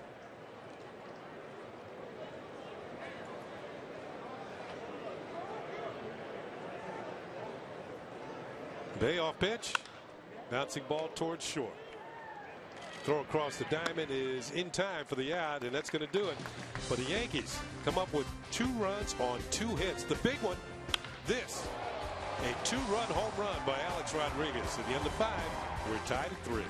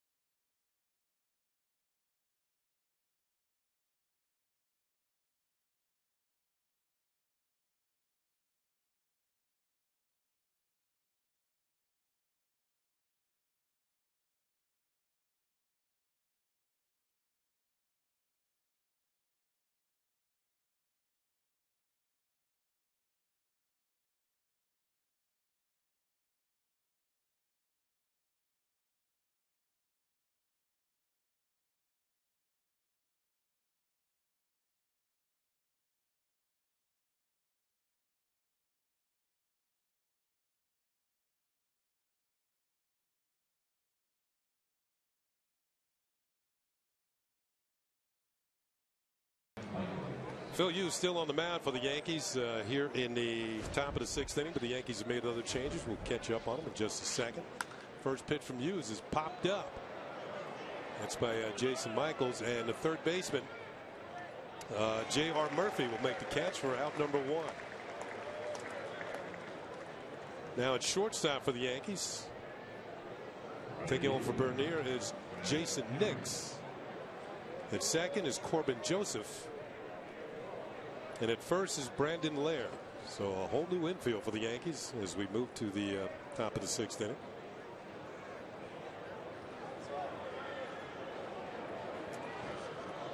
Here's Brett Carroll, who is singled and flying to right. He's 1 for 2, and he takes a pitch for a call strike.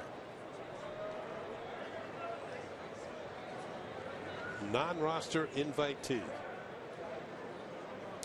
Those guys fight an uphill battle when they come into camp. You really have to impress to make the team.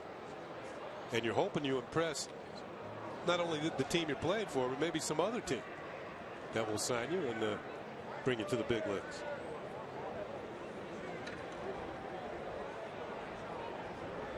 I was fortunate enough never to be in that situation. The 0-2 pitch, and it's high from Phil Hughes, 1-2. I was impressed by Phil Hughes' ability to close out last inning with 2 strikeouts, swinging strikeouts. Curveballs in the dirt, knocked down by Cervelli. It was interesting what Joe Girardi mentioned about the curveball being a little bit better this spring for Phil Hughes, and that arm speed maybe returning a little bit.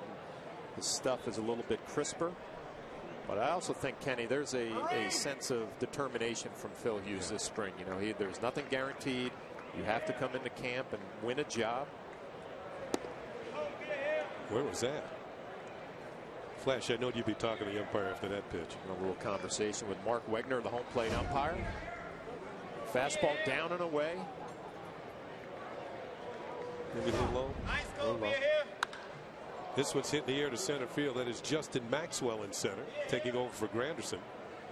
And he's got it for out number 2.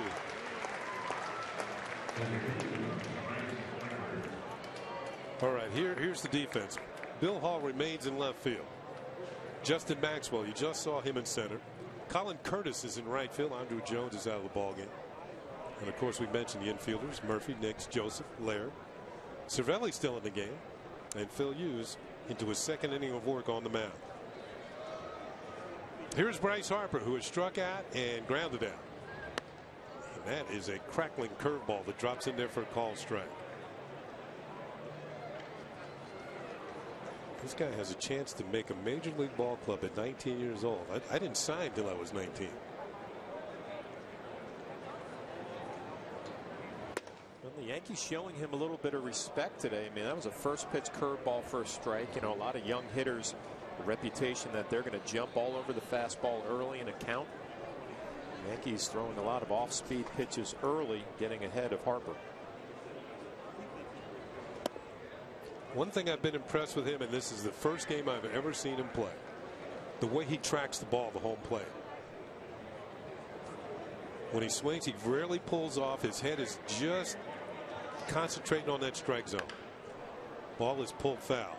A lot of young hitters, they swing and they just want to, you know, hit the ball 9 miles, and that front shoulder flies out. But even that ball that CC Sabathia struck him out on in the second inning, he was kind of on that pitch. The pitch was just too much of a quality pitch. He couldn't hit it.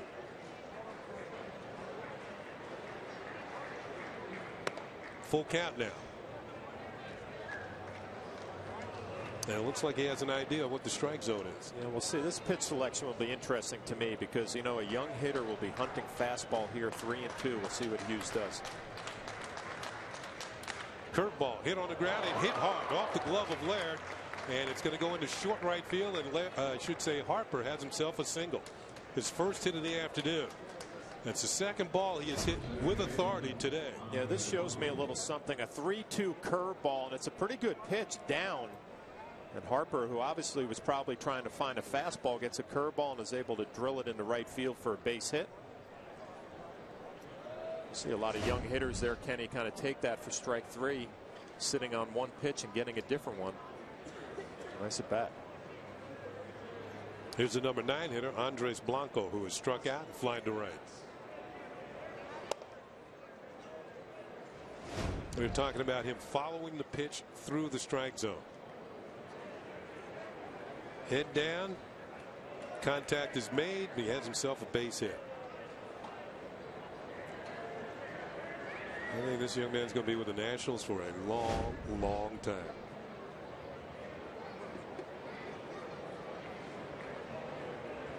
Pitch is fouled straight back. They've made some good draft picks the last few years. Of course, Steven Strasburg a few years ago. Harper, both of them #1 overall picks. Strasburg has become so popular in Washington. They have at Nationals Park, you can get a Strasburger.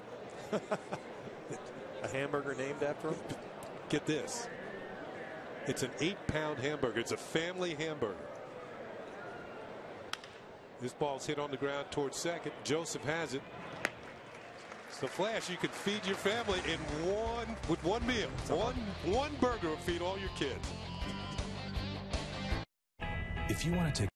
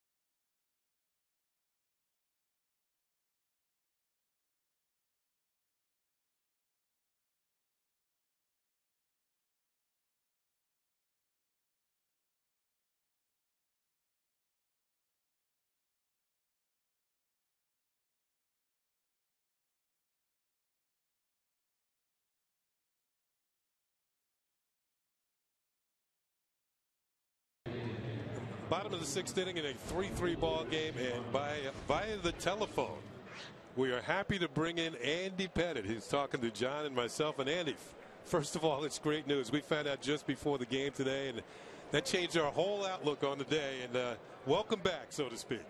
Well, thank you. I'm excited to come back and looking forward to the challenge of doing it. Yankees a 3-3 game. Now, Andy, let me ask you this. I know you're a big family man. I'm sure you had to talk it over with your wife, Laura, and your kids. And did you get the blessing right away, or they said that you should think about this? No, we just whenever I spoke with Cash in December, I believe, is when he reached out and we spoke for the first time and just told me if I was interested, that they were definitely interested. And my wife was, whenever I thought about it and just we started praying about it a little bit, she was like, hey, let's see if you can get the desire back, to work. And started working out and started talking with Hal. And, obviously they were trying to build a team and I couldn't commit, So, I mean, the family was behind it. They didn't want me to retire last year. That was my deal last year. I just felt like it was the right thing that I needed to do as the man of the household. So they're excited and obviously fully are supporting me on this. Andy, everybody said you look like you were in great shape when you put the Yankee uniform on, maybe as an instructor down here. But, tell us physically how you feel and how close you are to actually competing. Well, I feel good, and I'm not real sure how close I am. I've been throwing. The difference for me is I've been working out since December, since the end of December. The problem has been is it's kind of been a little bit off and on. I've been throwing since January 1. The throwing I've been able to keep up with really good. So my arm's way ahead of my legs, I would say. My dad had open heart surgery, so was spending a lot of time, with him as he was going through that stuff. So I've been working out, but y'all know as well as I do, I wasn't able to train like I would normally train to come into a spring training. So my legs are way behind, and I think my arm is – my arm is good, but I'm going to have to take it slow. I believe I've thrown 6 or 7 bullpens, and, I came over Tuesday when I was in town with the family. I was speaking at a church in Orlando, and I came to the game on Saturday, and we wrapped in a little Disney trip with the family and Universal Studios, and somehow in between all that, I shot down Tuesday morning to Tampa and threw a bullpen. Yeah. So the guys could kind of see where I was at, and I wanted to do that so they could see that I had been throwing and just to see me. I just wanted them to be able to see me throw. So, I need to go through the process of making those starts and building that stamina back up in my body. Now, we heard that you did throw that bullpen at the crack of dawn, so nobody would find out about it. What was it like throwing at 7:30 in the morning? That's very rarely happened, I'm sure, in your career. Well, it's been, let's put it this way, it's been a long 5 or 6 days. That was supposed to be a nice little vacation down there, but just a lot to think about and a lot to get through. And a lot to process, and I'm glad now that we just made a decision. And once I commit to something, I don't do anything quick or make rash judgments usually, and I feel really good about this. Hey, Andy, how much of your teammates in there that you wanted to get back to committing with them? I mean, because obviously this has got to be 100% all or in, and good group of guys that really attracted you, wanted you to come back. Great group of guys, and it was so hard being down there. Mariano knew about it because the first day that I walked into that clubhouse, he didn't know that I'd been talking to the Yankees, but he pinned me in the corner and was like, let's go. You've been off for a year with your family. Come back one more year here. And I didn't even tell him at first, but then the next day when he hit me up again, I told him what was going on. And so, you know, I mentioned it to him and Derek and let them know what was going on. And it was so hard when everybody else would talk to me and ask me if I would consider coming back to just kind of keep it quiet, because I wanted it to stay quiet in case it didn't happen, and because I just wasn't real sure if it was going to happen or not. Well, Andy, this means you're going to have to put away your golf clubs. You know that, don't you? Well, man, I'll tell you what, that's how I think I really knew that I was really serious about this. I've been waking up in the morning and going straight to the gym and training. Wow. So I haven't played golf. I played golf 3 straight days when I was down there. The last time I was down in spring training, and that's the only time I played golf probably over the last 3 months.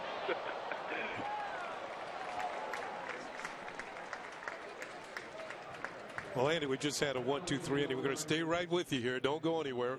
You mentioned your dad had open heart surgery. How's he doing?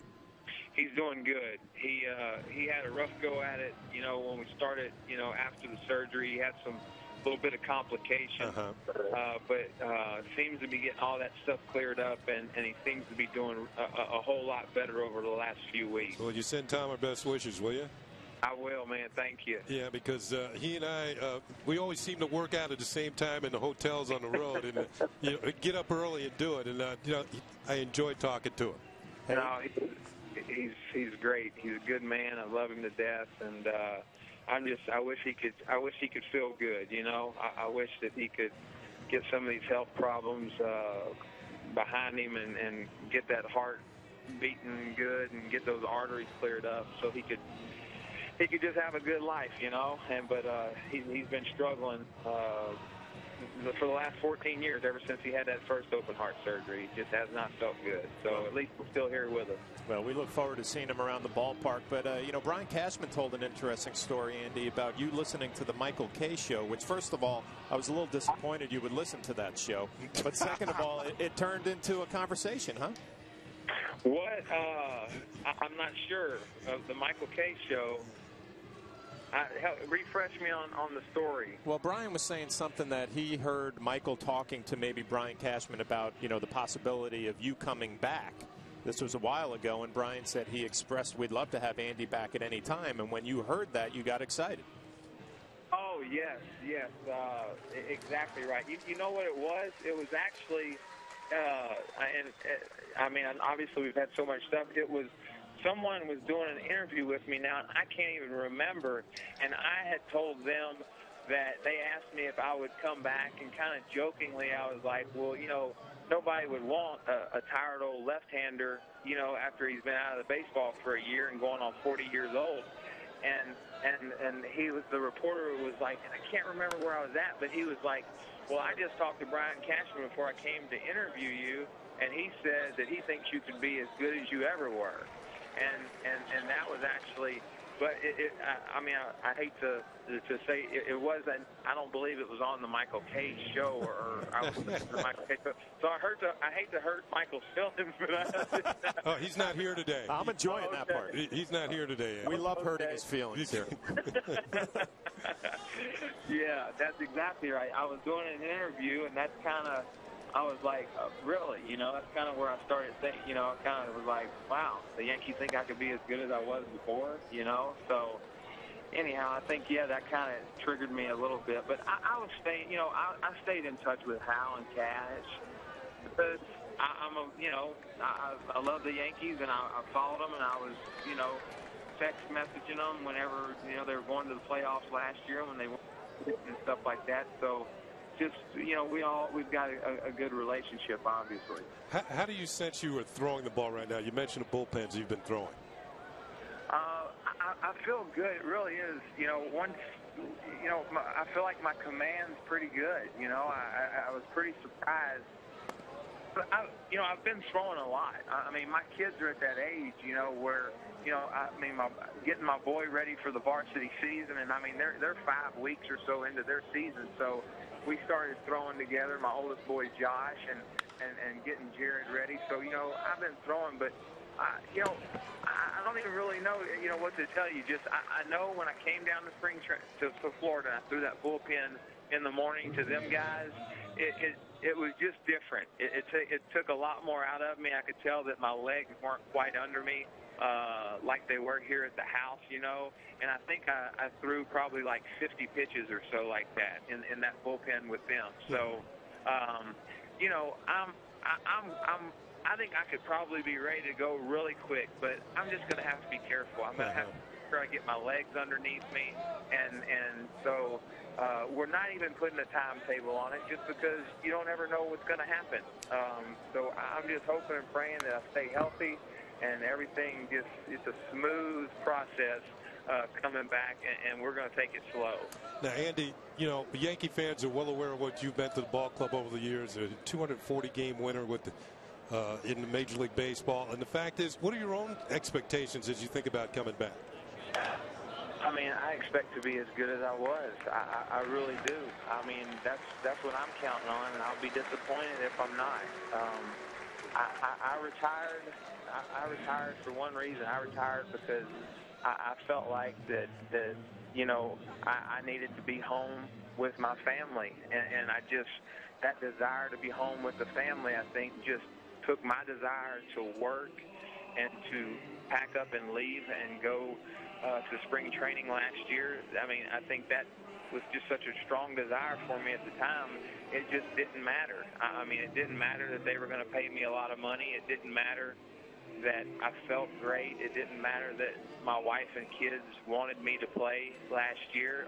You know, I just, in my heart, I felt like as the man of the house that was the right thing to do, you know. And then, you know, looking at it from this year, it was, you know, obviously the money, especially, you know, once they signed a couple of other starters and they got their team put together, was completely different. And you know, the money wasn't there. You know, the big money or whatever wasn't going to be there. You know, me being retired for a year or whatever. So all these negatives, but in my heart, I felt like it was the right thing to do. Just like I did last year, I felt like it was the right thing to do to retire. So I'm just trying to follow my heart and my gut, and I've always done that, and I feel like it's always been right. So that's kind of, you know, my expectations are I think I can get back to where I was, and mentally more than anything, I think if I can get mentally back to where I was, that's going to be the biggest key for me. Andy, we want to thank you for joining us. Andy Pettitte, for those of you who don't know, has signed a minor league contract with the Yankees. He's going to work himself into shape and hopefully be back in pinstripes very soon. Best to you and your family, and we'll see you soon, Andy. Thanks for being with us. Thanks, Ken. Y'all take care, man. All right, take care. Andy Pettitte, that's the news of the day. Signing with the New York Yankees, and of course it'll be some time before he's back in uniform in the Bronx or on the road with the Yankees. But it's got to be great news. One of the best pitchers in Yankee history is back in pinstripes, and it'll just be a matter of time. You know, if he shows any of the form that he used to have, I mean, that's going to be a big sign for the Yankees. Well, good to hear, too, that his family's on board, because you know as well as I do, Kenny, when you go out to compete and get yourself ready for a major league season, you know, if you're not 100% positive that everybody at home is behind you, it's going to be even tougher struggle. And also interesting, his legs, you know, not as underneath him as much as he thought they would be when he threw that bullpen. Well, you know, he knows what it takes to get ready. Yeah. New pitcher's left-hander Sean Burnett, and he's facing was it Jason Nix? Yeah, Jason Nix is at the plate for the Yankees. Nix took over at shortstop for Doug Bernier. Bernier had himself a good afternoon, 1 for 2 with a run score. Wow, I was just flabbergasted when I heard that news. You know, I saw Andy last year at Yogi Berra's golf tournament, and he looked in fantastic shape then, but he said he was enjoying himself at home, throwing batting practice to his kids, and watching his sons playing high school baseball, which is part of it. You know, we've each had families. You know, enjoy watching our kids play and compete in different situations. Career with the Yankees, Andy Pettitte, 396 starts, second all-time, wins 203, third all-time, innings fourth, strikeouts second. He's making his way back. Pitch is fouled off by Nix. Well, Kenny, I think back to when I retired, and obviously not even the same conversation as the type of player as Andy Pettitte is, but it was the mental part of the game that I wasn't ready to commit, you know, to being there every day mentally, and the grind that you have to go to, committing to your manager and your teammates that you're going to put the work in. And just listening to Andy and the excitement in his voice, he's ready to get back after it again. Of course, Yankee fans will want to stay tuned as the season moves along, as Andy's progress moves along, as he moves closer and closer to getting on the mound at Yankee Stadium. Pitch fouled off by Nix, and the count remains 3 balls and 2 strikes, and we've got a 3-3 ball game going here, bottom of the 7th inning.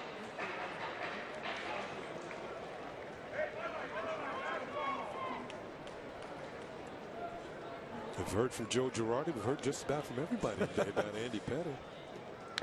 Nix fouls another pitch off, including Andy himself. Great work by the guys in the truck to imagine Andy was back home in Texas. Yep, he was. Texas, and they went to the Rolodex. 3-2 pitch, and it's outside. Nix earned that walk. A leadoff walk in a 3-3 ball game here in the 7th inning. Justin Maxwell now in the leadoff spot. He took over for Curtis Granderson. Granderson was 1 for 3 with a run scored. On the Ford scoreboard, the Yankees have been out hit 9-4, but that's not the important column. It's the first one. It's a 3-3 game. Big 2-run home run from Alex Rodriguez. CC Sabathia a little shaky in the first and rebounded nicely, and Phil Hughes has looked fantastic. Maxwell taking all the way, and that pitch is low for ball 1.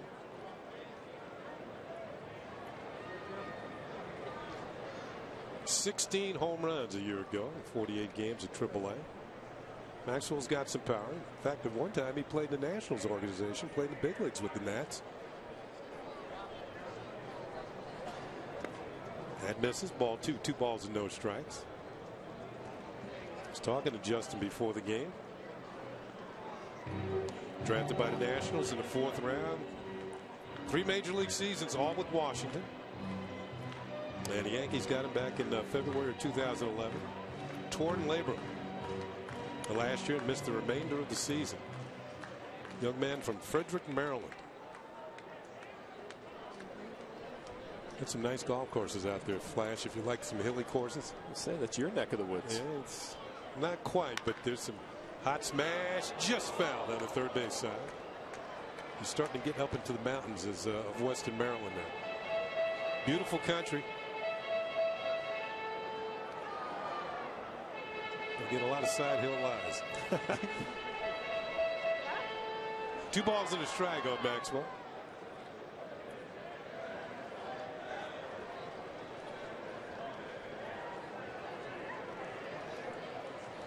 Nix is on the move to throw to first and throw down to second. It's in time. They got him. So the Nationals had a feeling that he might be going. And a strong play all the way around. Well, Nix had a good at bat. He worked himself a walk, and he goes first move against the lefty Burnett, and he does not guess right. And you see the throw a little bit low to Moore, and he delivers a high throw. Good tag.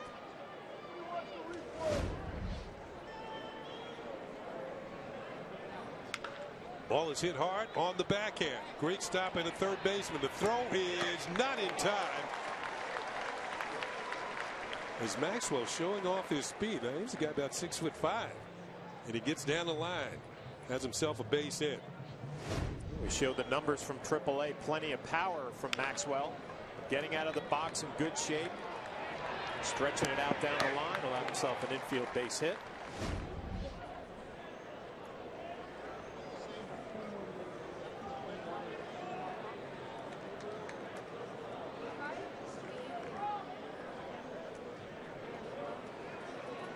There's a veteran Mark Tien at third. Now they're going to check on Maxwell over there.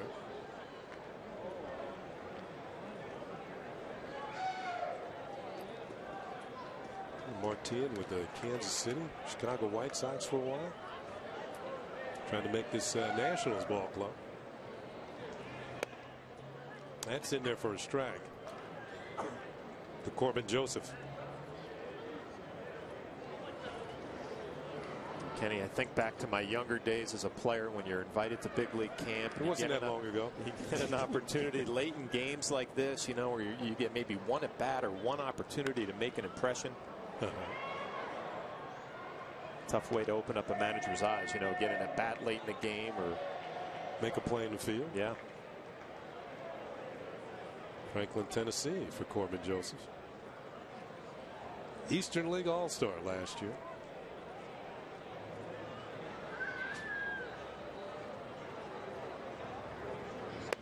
Swing and a miss. Talk about throwing across your body. Burnett mentioned left-handers do it. He does it. He's got pretty good stuff, but you know, the delivery, like Ken is talking about, you almost step towards the first base dugout, throw across your body. Perfectly located down and away.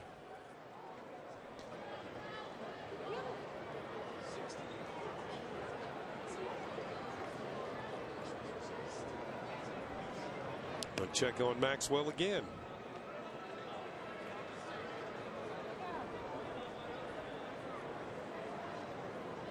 J.R. Murphy is the hitter for the Yankees. Swing and a miss on a sinker. Strike one. When you're a pitcher, you know, obviously you want to have big time stuff, but if you can add a little deception, which Burnett does by where he steps towards home plate, and the ability to hide the baseball just a little bit better. Maxwell's on the move. Here's the throw to second, and he's in there with a stolen base. So the Yankees with a potential go-ahead run now in scoring position. Justin Maxwell showing off his speed a second time this inning. Picking up an infield hit, and now a stolen base. And he gets a good read on Burnett and gets a great jump, peeking in, but a very late slide. Looked a little awkward, but it looks like he's okay. Didn't hurt himself, but a great jump and a great read off the left-handed pitcher. You know what? He had a very short lead. I think he was going, but he just didn't draw attention to himself. Ball hit, line to second, and that's going to do it. Murphy robbed of a hit. And the Yankees do not score here in the 7th. On to the 8th. It's a tie game.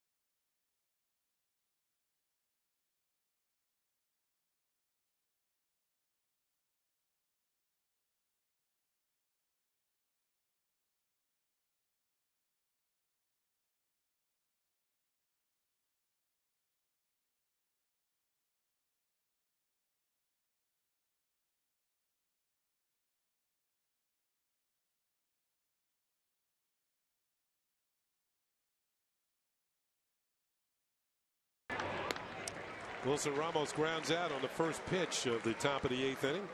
So 1 pitch and 1 out on our Ford scoreboard. It's 3-3. Here's that pitch. Ramos' first pitch swinging, fastball out over the plate. A nice job by Hughes just to knock it down, take your time, and deliver a good throw. Carlos Maldonado is the batter.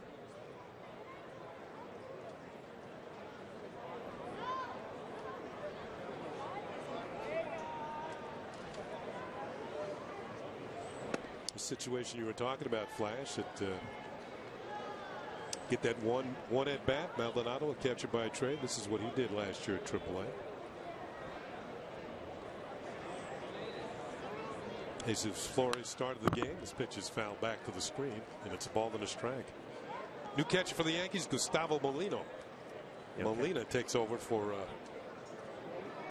Francisco Cervelli. It reminds me, Kenny, early in my career, I was mentioning being a player invited to camp, and you get to go in a game late, and this will tell you how different the game is today than it was back when we were both playing. Good curveball right there. I go in the game, and you remember Ken Kaiser? Oh, yeah. Veteran umpire. I throw the ball down to second base, and Ken comes in front of me and starts cleaning off home plate. And he's like, "John, where'd you play last year?" You know, I was in AA, and I'm thinking, wow, this is really going to go well. This veteran umpire is treating me so nice. And he said, "Well, John, I don't know how they do it in AA, but here in the big leagues, we don't ever get dirt on my plate." Whoa. Wow. I went from like so excited to get in this game to now I'm scared stiff behind home plate with Ken Kaiser behind me. And you wouldn't see that in today's game. These umpires are a lot different. You mean as he was brushing off the plate, looking you in the eye? Yes. Wow. I don't know how they do it in AA, but we don't do that here on my home plate. I thought Kaiser was a nice guy. He was after I got to know him, but he enjoyed it. Intimidation was a big factor then. Curveball is in for a call, strike 3. Phil Hughes, very impressive in his third inning of work this afternoon. Yeah, he went to the slow curveball, a little bit bigger break, a little more off speed. Really impressed with Phil Hughes and his work this afternoon. The fastball's got a little bit of life, and the curveball's there. And you know, Ken Kaiser would not be happy right now with that home plate. He would have let me know about it. Here's Roger Bernardino. And he takes a pitch outside for ball 1. Bernardino's candidate for that leadoff spot. 91 games last year with the Washington Nationals.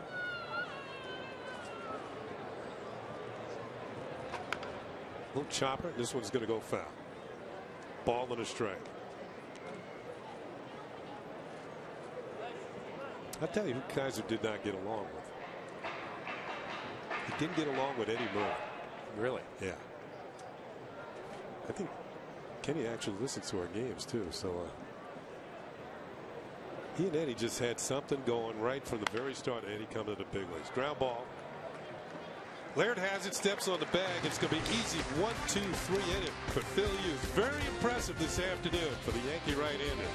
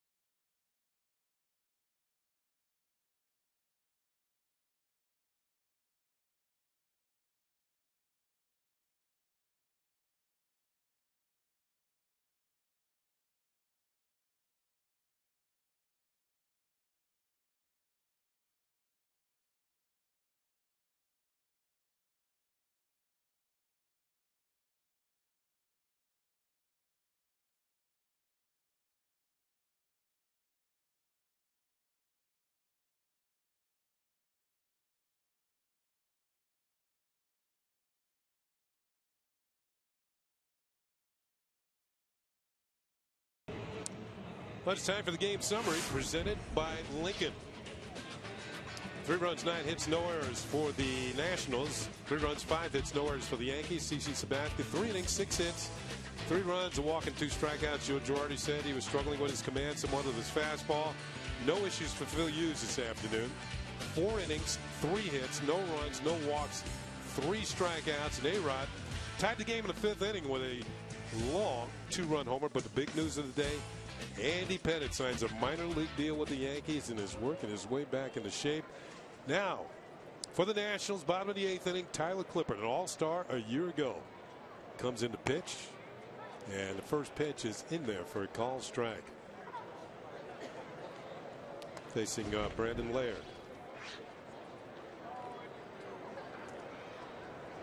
Clippard had a fantastic season a year ago. Struck out 104 batters in 88 in the 3rd innings. Pitch is fouled back, and it's 0-2.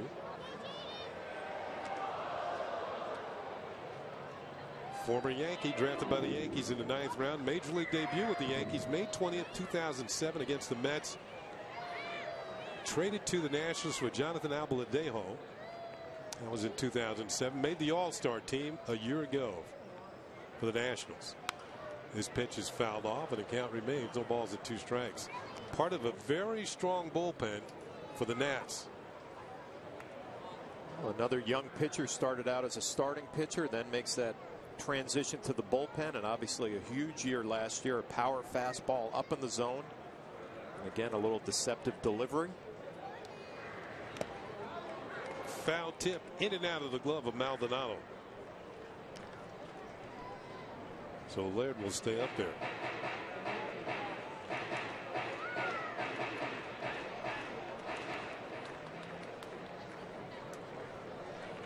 So Davey Johnson now back in the dugout. I would be smiling too if I had a very young team, a lot of promise, moving in the right direction. Ball is popped up, and this is going to make it to the seats and out of play. Well, Kenny, you start thinking about the Nationals playing in the National League East, and if they can sneak their way into the playoffs, I mean, there is not a team in baseball that would want to face that rotation in a short series with Strasburg, Gonzalez. Of course, when Davey Johnson was a player, he was a second baseman. I talked about the fact that he won 3 Gold Gloves. He started out with Baltimore. That's over the head of Laird. When Johnson got traded from Baltimore to the Atlanta Braves, the first year in Atlanta as a second baseman, he hit 43 home runs. Wow. Pitch is fouled back. In no other year had he hit more than 18. And he asked him, how did it happen? He says, they kept throwing me fastballs and I kept hitting them. 43 home runs his first year in the National League with the Atlanta Braves. That was back in 1973.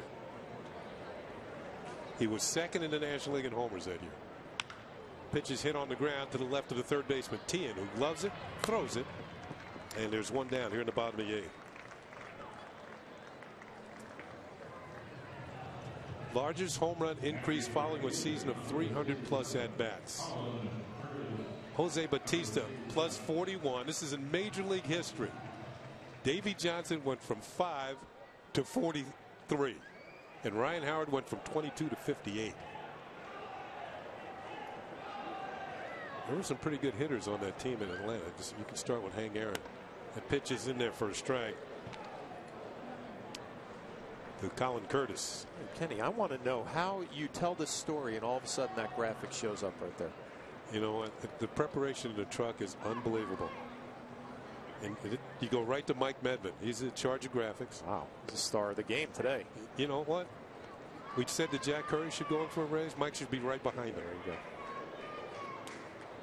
Now, did you notice, when I was traded from the American League team to the National League in San Diego, and I did notice a different philosophy of the pitchers, more aggressive with the fastball. I think that's kind of changed now. The pitch is in there for call strike 3.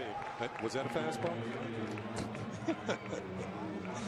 2 up and 2 down for the Yankees here in the 8th. Clippard picks up his first strikeout. Not just the fastball down in the zone, it looked like. Mark Wegner, home plate umpire, makes the call. Eric Chavez will come to the plate.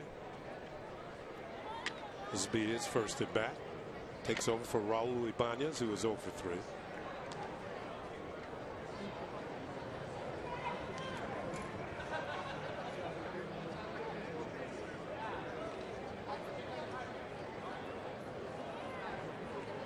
I think Rico Cardi might have been on that Braves team. Ball is hit hard, but right at the first baseman Moore. And the Yankees go 1, 2, 3 in the 8th. It's on to the 9th inning. We're tied at 3.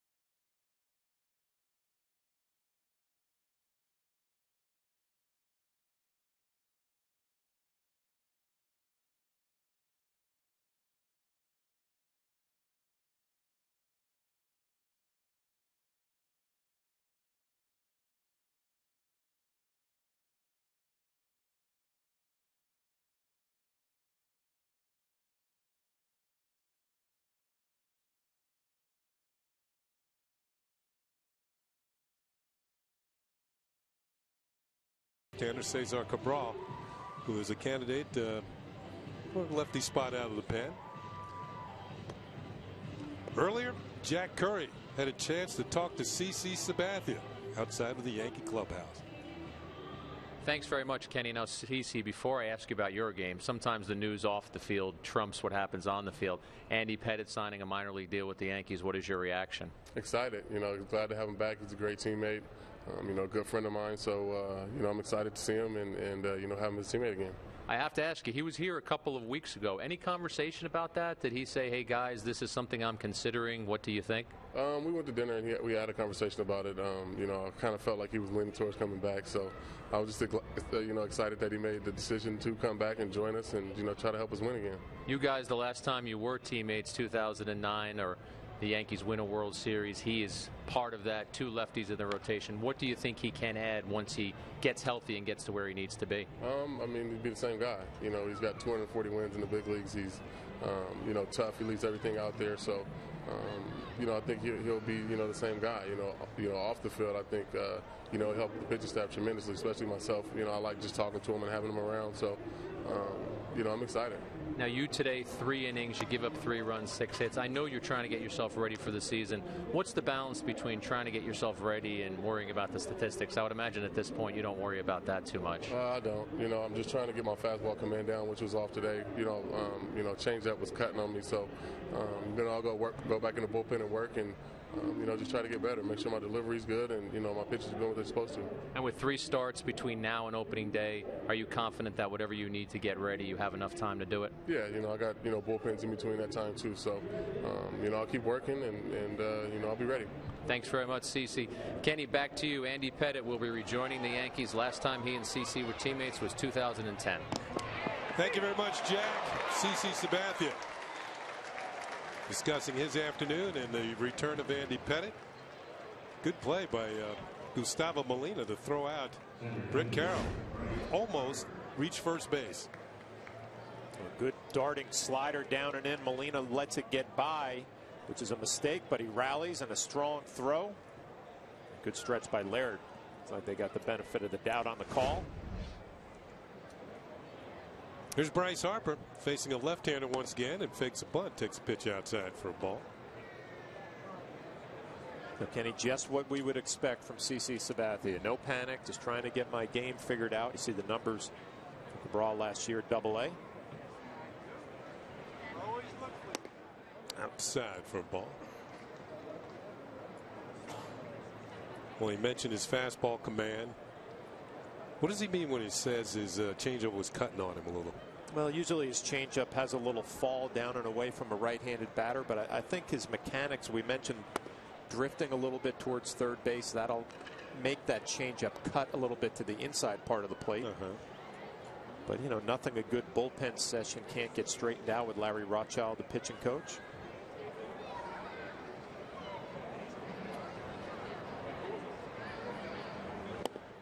Swing and a miss. The green light 3-0, Kenny. Young kid, 19 years old. Well, they want to see if he can hit. Let's put it that way. At this level, Harper has had no experience at AAA ball. Cabral comes back with a curveball for call strike 2. 3-2.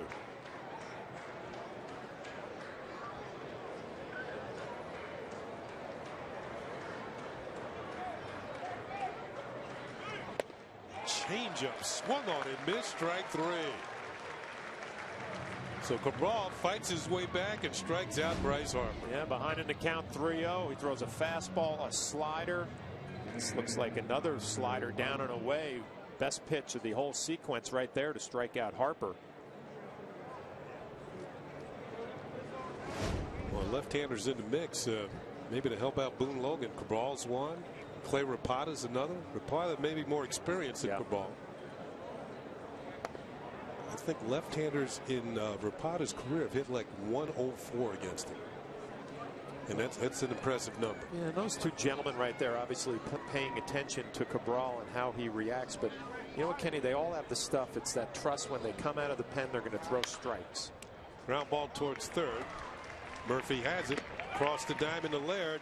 And Cabral works a 1-2-3 top of the ninth with a couple of strikeouts. Bottom of the ninth, with this 3-3 game, the Yankees need a run to win it.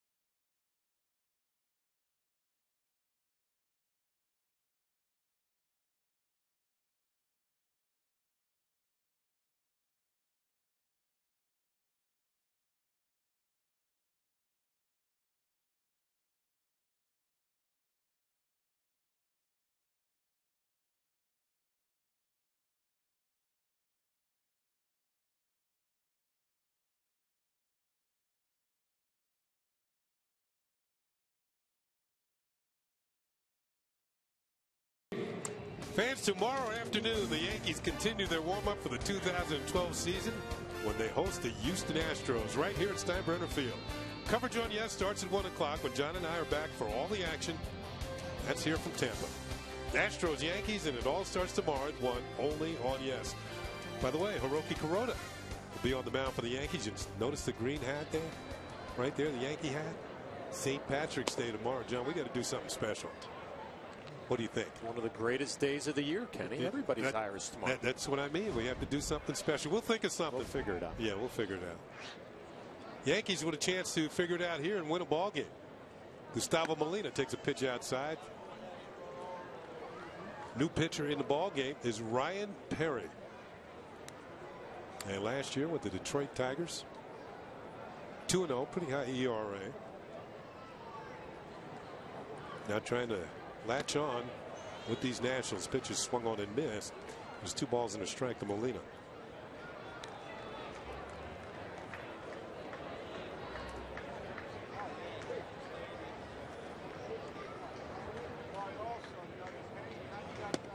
Outside for a ball. But now they do play extra innings in spring training in case of ties, but they usually only play 1 extra inning.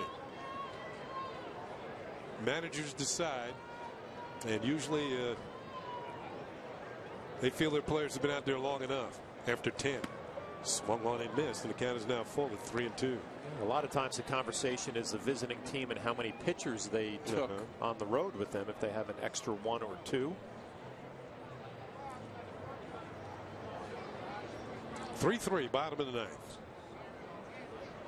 Swung on and missed. Perry shows a good fastball and strikes out Gustavo Molina. 1 down.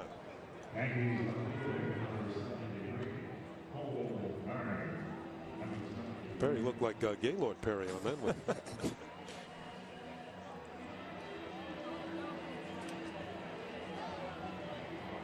You never had the opportunity to face Gaylord Perry, did you? No, never. You ever watch him on TV? He was kind of tough.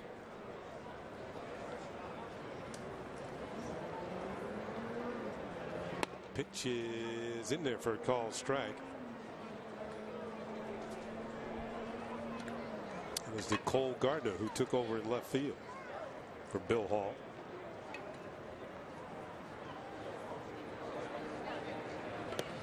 I'll tell you a story about Gaylord Perry. Hall of Fame pitcher, 300 game winner, pitched for various ball clubs. I played the All-Star game in '77 at Yankee Stadium, and my only at bat, I got hit with a pitch in the shin, and it hurt. Rick Russell hit me with a pitch on the Cubs. We start the second half of the season against the Texas Rangers, and Gaylord's pitching for the Texas Rangers. Now, he wasn't at the All-Star game. My first at bat, he throws a pitch right at my shin. He was watching the game. Yeah, a little message. Yeah. I was watching. Pitch is in there for a called strike, and I looked out in the mound. He just stared at me. I said, okay, we'll go from here.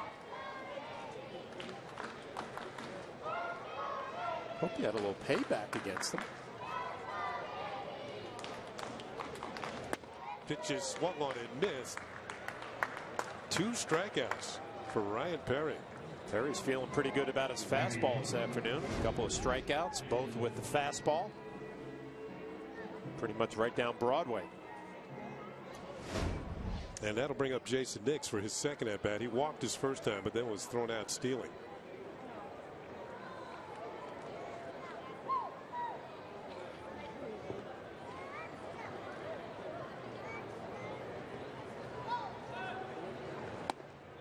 Checks the swing. No, he did not. Went around too far.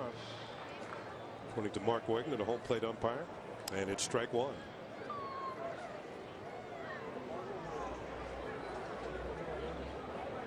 Now, you know the Yankees have enough pitchers. It's just a matter of how many pitchers that the Nationals took over on the bus ride. The pitch is hit towards the shortstop.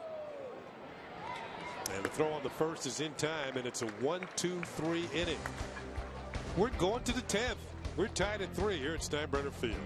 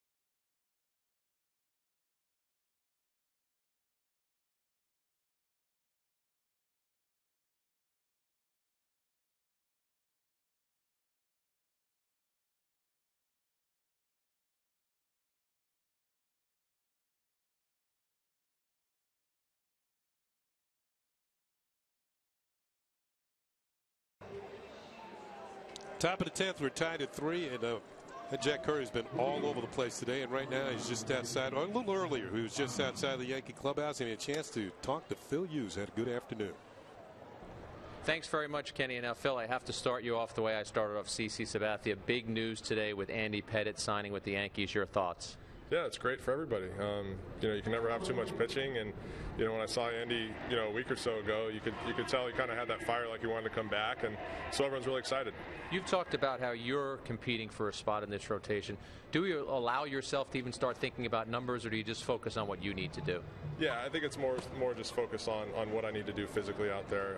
The numbers are kind of correlate to how I'm doing physically and how I'm throwing the ball, and that's really all I worry myself with. And then last question, how do you think you did today? It was 4 scoreless innings.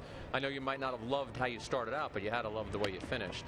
Yeah, sometimes it's good to get some runners on base. Have to work out of a little adversity, and it was good overall. I got a couple guys on base, and some base hits mixed in there, and had a chance to get out of those jams, and then the next few innings seemed to roll by pretty quick. So overall, I was pleased. That's Phil Hughes. Kenny, back to you. Thanks once again, Jack. Phil Hughes. Afternoon, 4 innings, no runs, 3 hits, 3 strikeouts, and no walks. Very impressive. We're in the 10th inning in a 3-3 game. Mark T and the veterans up there, and he swings at the first pitch, fouls it off the end of the bat. In fact, it was so far off the end of the bat, he's going to need a new one. Chase Whitley is the new pitcher for the Yankees here in the 10th. He got Seth Bynum to ground out, so there's 1 out, nobody on. Tien didn't like that bat. He wants another one. Double-A Trenton last year, 19 games, 3-4. 37 strikeouts in 42 2/3 innings. I always look at those strikeout numbers. Those are the ones that tell you guys throw hard, difficult to hit.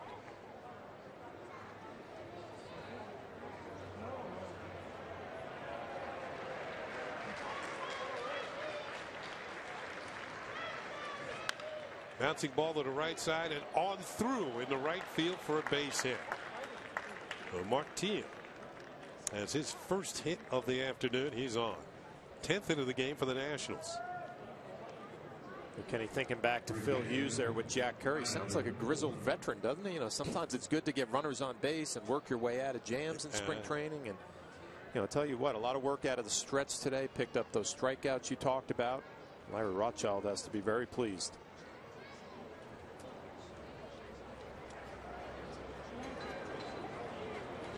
First baseman Moore is at the plate.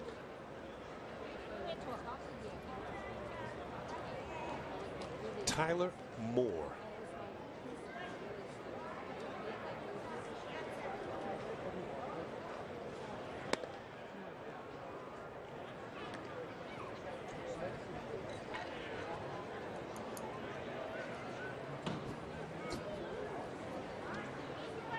One on, 1 out.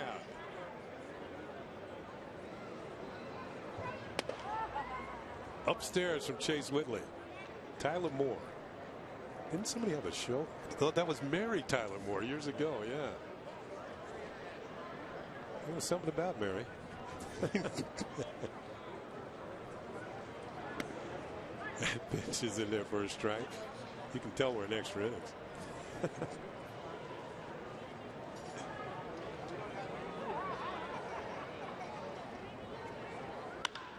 Ball is hit high in the air to center field. Justin Maxwell struggles with the sun somewhat, but makes the catch for out number 2.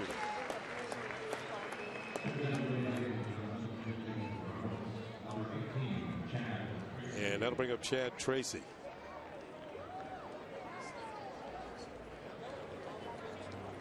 Look at little cotton balls in the sky. Well, it hasn't rained down here in a long, long time. I mean, the weather about every day has been just like today. Foul back and out of play by Tracy.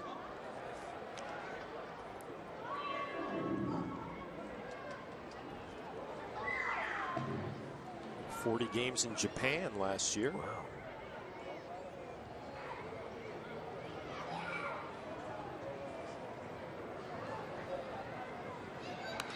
I think about the player who rebooted his career the most after going over to Japan. Might have been Cecil Field. Yep.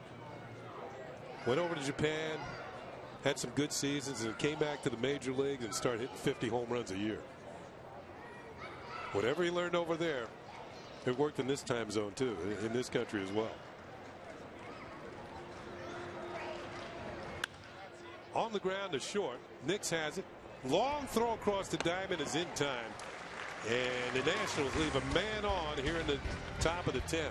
Yankees with another chance to have a walk-off win.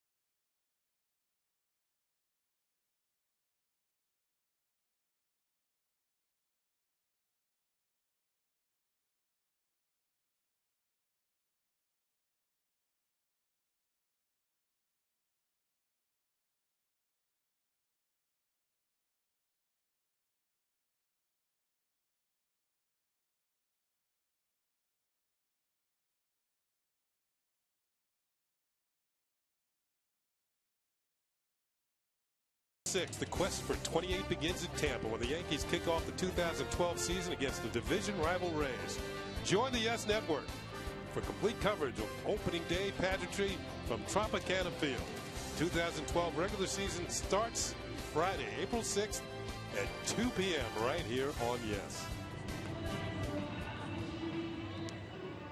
Right now, we're going to take a look at the play of the game brought to you by Delta. Well, the play of the game happened the bottom of the 5th inning. Alex Rodriguez gets a sinking fastball down and in. It's a 2-run shot, his 2nd home run of spring training. Your Delta play of the game. All right, last chance.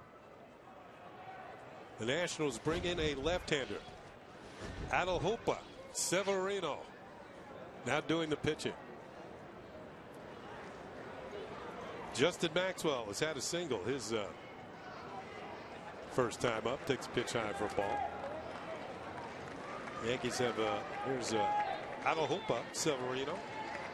6 games, 1-0. 4 2/3 innings in the big leagues last year. Single and a stolen base for Maxwell. That was in the 7th inning. Takes a pitch outside for a ball. If you're wondering how you get a first name Atahualpa, he was the last emperor in the Inca dynasty.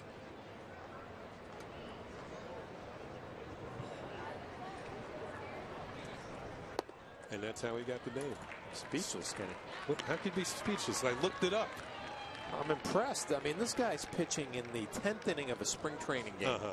And you did research on him. Yeah. The last emperor before the Spanish took over Peru.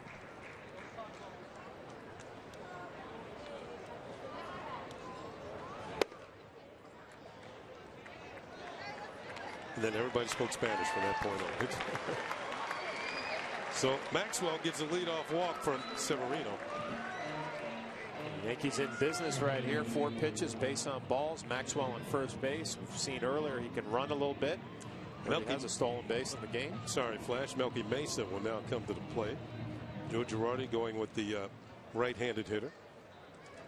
Let's see if he has Mesa trying to drop down a bunt here. Maxwell has good speed over at first base for a big man.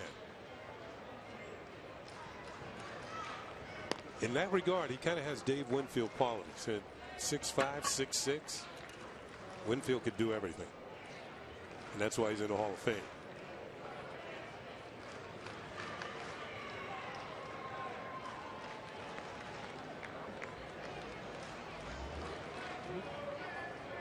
Let's see if Melky Mesa squares around the bunt. No. And he takes a pitch in there for a called strike. Now you look down at third base coach Robbie Thompson, see if the bunt is put on now. Well, obviously a spring training game, you'd like to give guys opportunities to swing the bat, but you know what, a manager also might say, hey, I want to see if he can execute.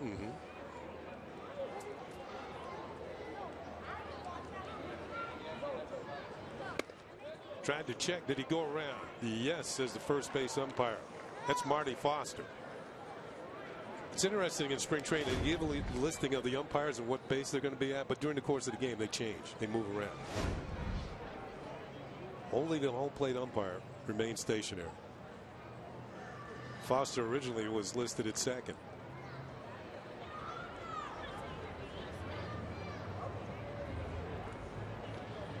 Maxwell easily back at first.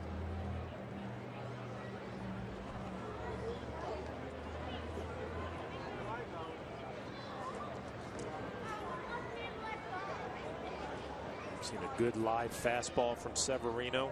Melky Mesa got to turn it up a notch here. I was actually hoping that Severino out of Hooper got in the game today, but I didn't want him to be in the 10th inning.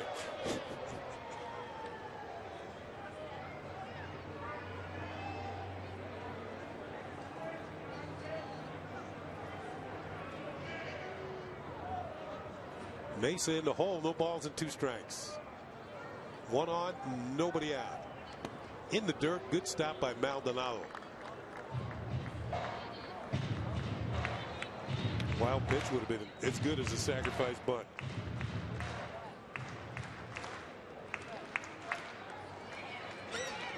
See if Maxwell gets a good read on Severino. He's seen his delivery a few times now. Mentioned he has a stolen base in the game already. See if he can get himself in the scoring position. In the dirt once again, and maybe an even better stop by Maldonado. That ball got into the hitter a little bit. The count is 2-2. Catchers work on that quite often in spring training. I bet you that was one of your favorite drills, wasn't it, Flash? I mean, it's, you know, it's the toughest thing is to take it from drills and the bullpen into a game, you know, game situations. Maldonado doing a nice job, back-to-back sliders.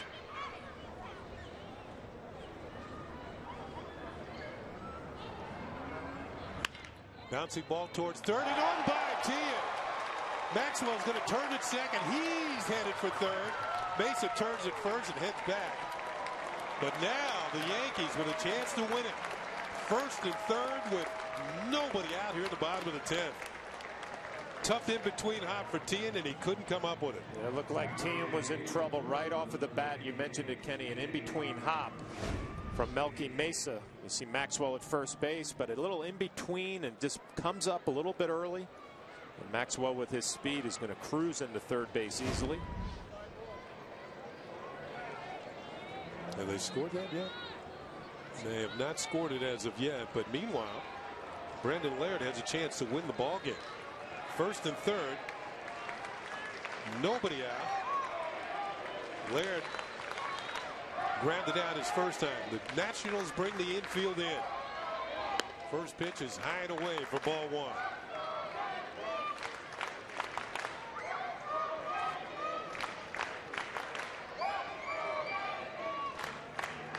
Check that. That is J.R. Murphy at the plate. Murphy has a chance to win the ball game. Laird is on deck. Got ahead of myself.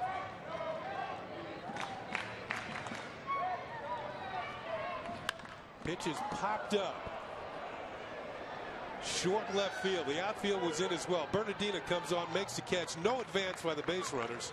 And now there's one out. And that'll bring up Brandon Laird. Severino does a nice job getting that fastball in on the hands of Murphy with the infield in and the outfield in. Like you mentioned, Kenny, you really want to get a ball out over the plate. See if you can get a little extension. This was a fastball, middle in on the hands. Severino gets a job done. Here's Laird, who grounded out his first time up. Infield and outfield both in. A long fly ball is going to win this ball game.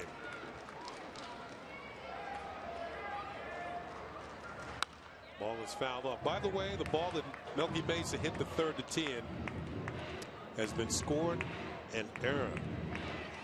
It's not on the scoreboard as of yet, though. That is E5.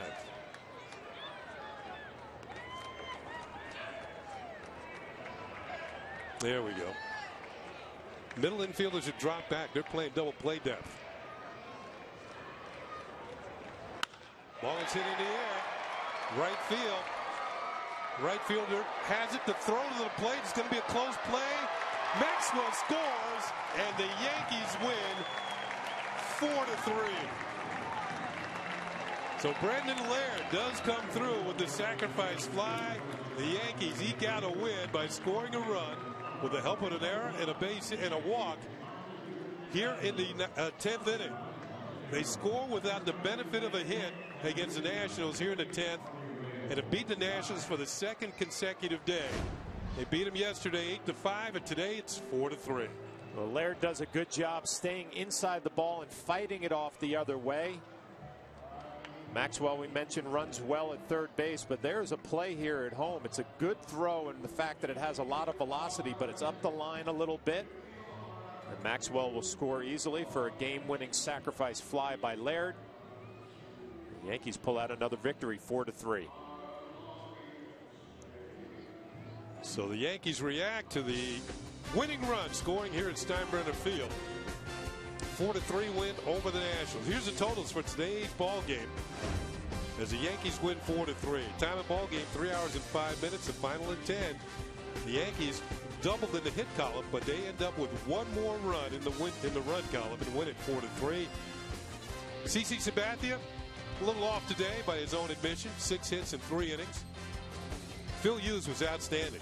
3 strikeouts, no walks, no runs, 3 hits in 4 innings, and a big hit. Alex Rodriguez with a 2-run home run. And how about Andy Pettitte? Signs a minor league deal with the Yankees. That's the big news of the day, as the Yankees win this one 4-3. That'll do it from here at George M. Steinbrenner Field in Tampa, Florida. Special thanks to producer Frank DeGrace, director Michael Cooney, vice president of operations Ed Delaney, our supervising producer Woody Fryman, and the executive producer is Mr. John J. Filippelli. Join us again Saturday for Yankee baseball as Bombers take on the Houston Astros at George M. Steinbrenner Field in Tampa, Florida. Coverage begins at 1 p.m. right here on Yes. Once again, the final score, the Yankees 4, the Nationals 3. For John Flaherty, I'm Ken Singleton saying so long, everybody.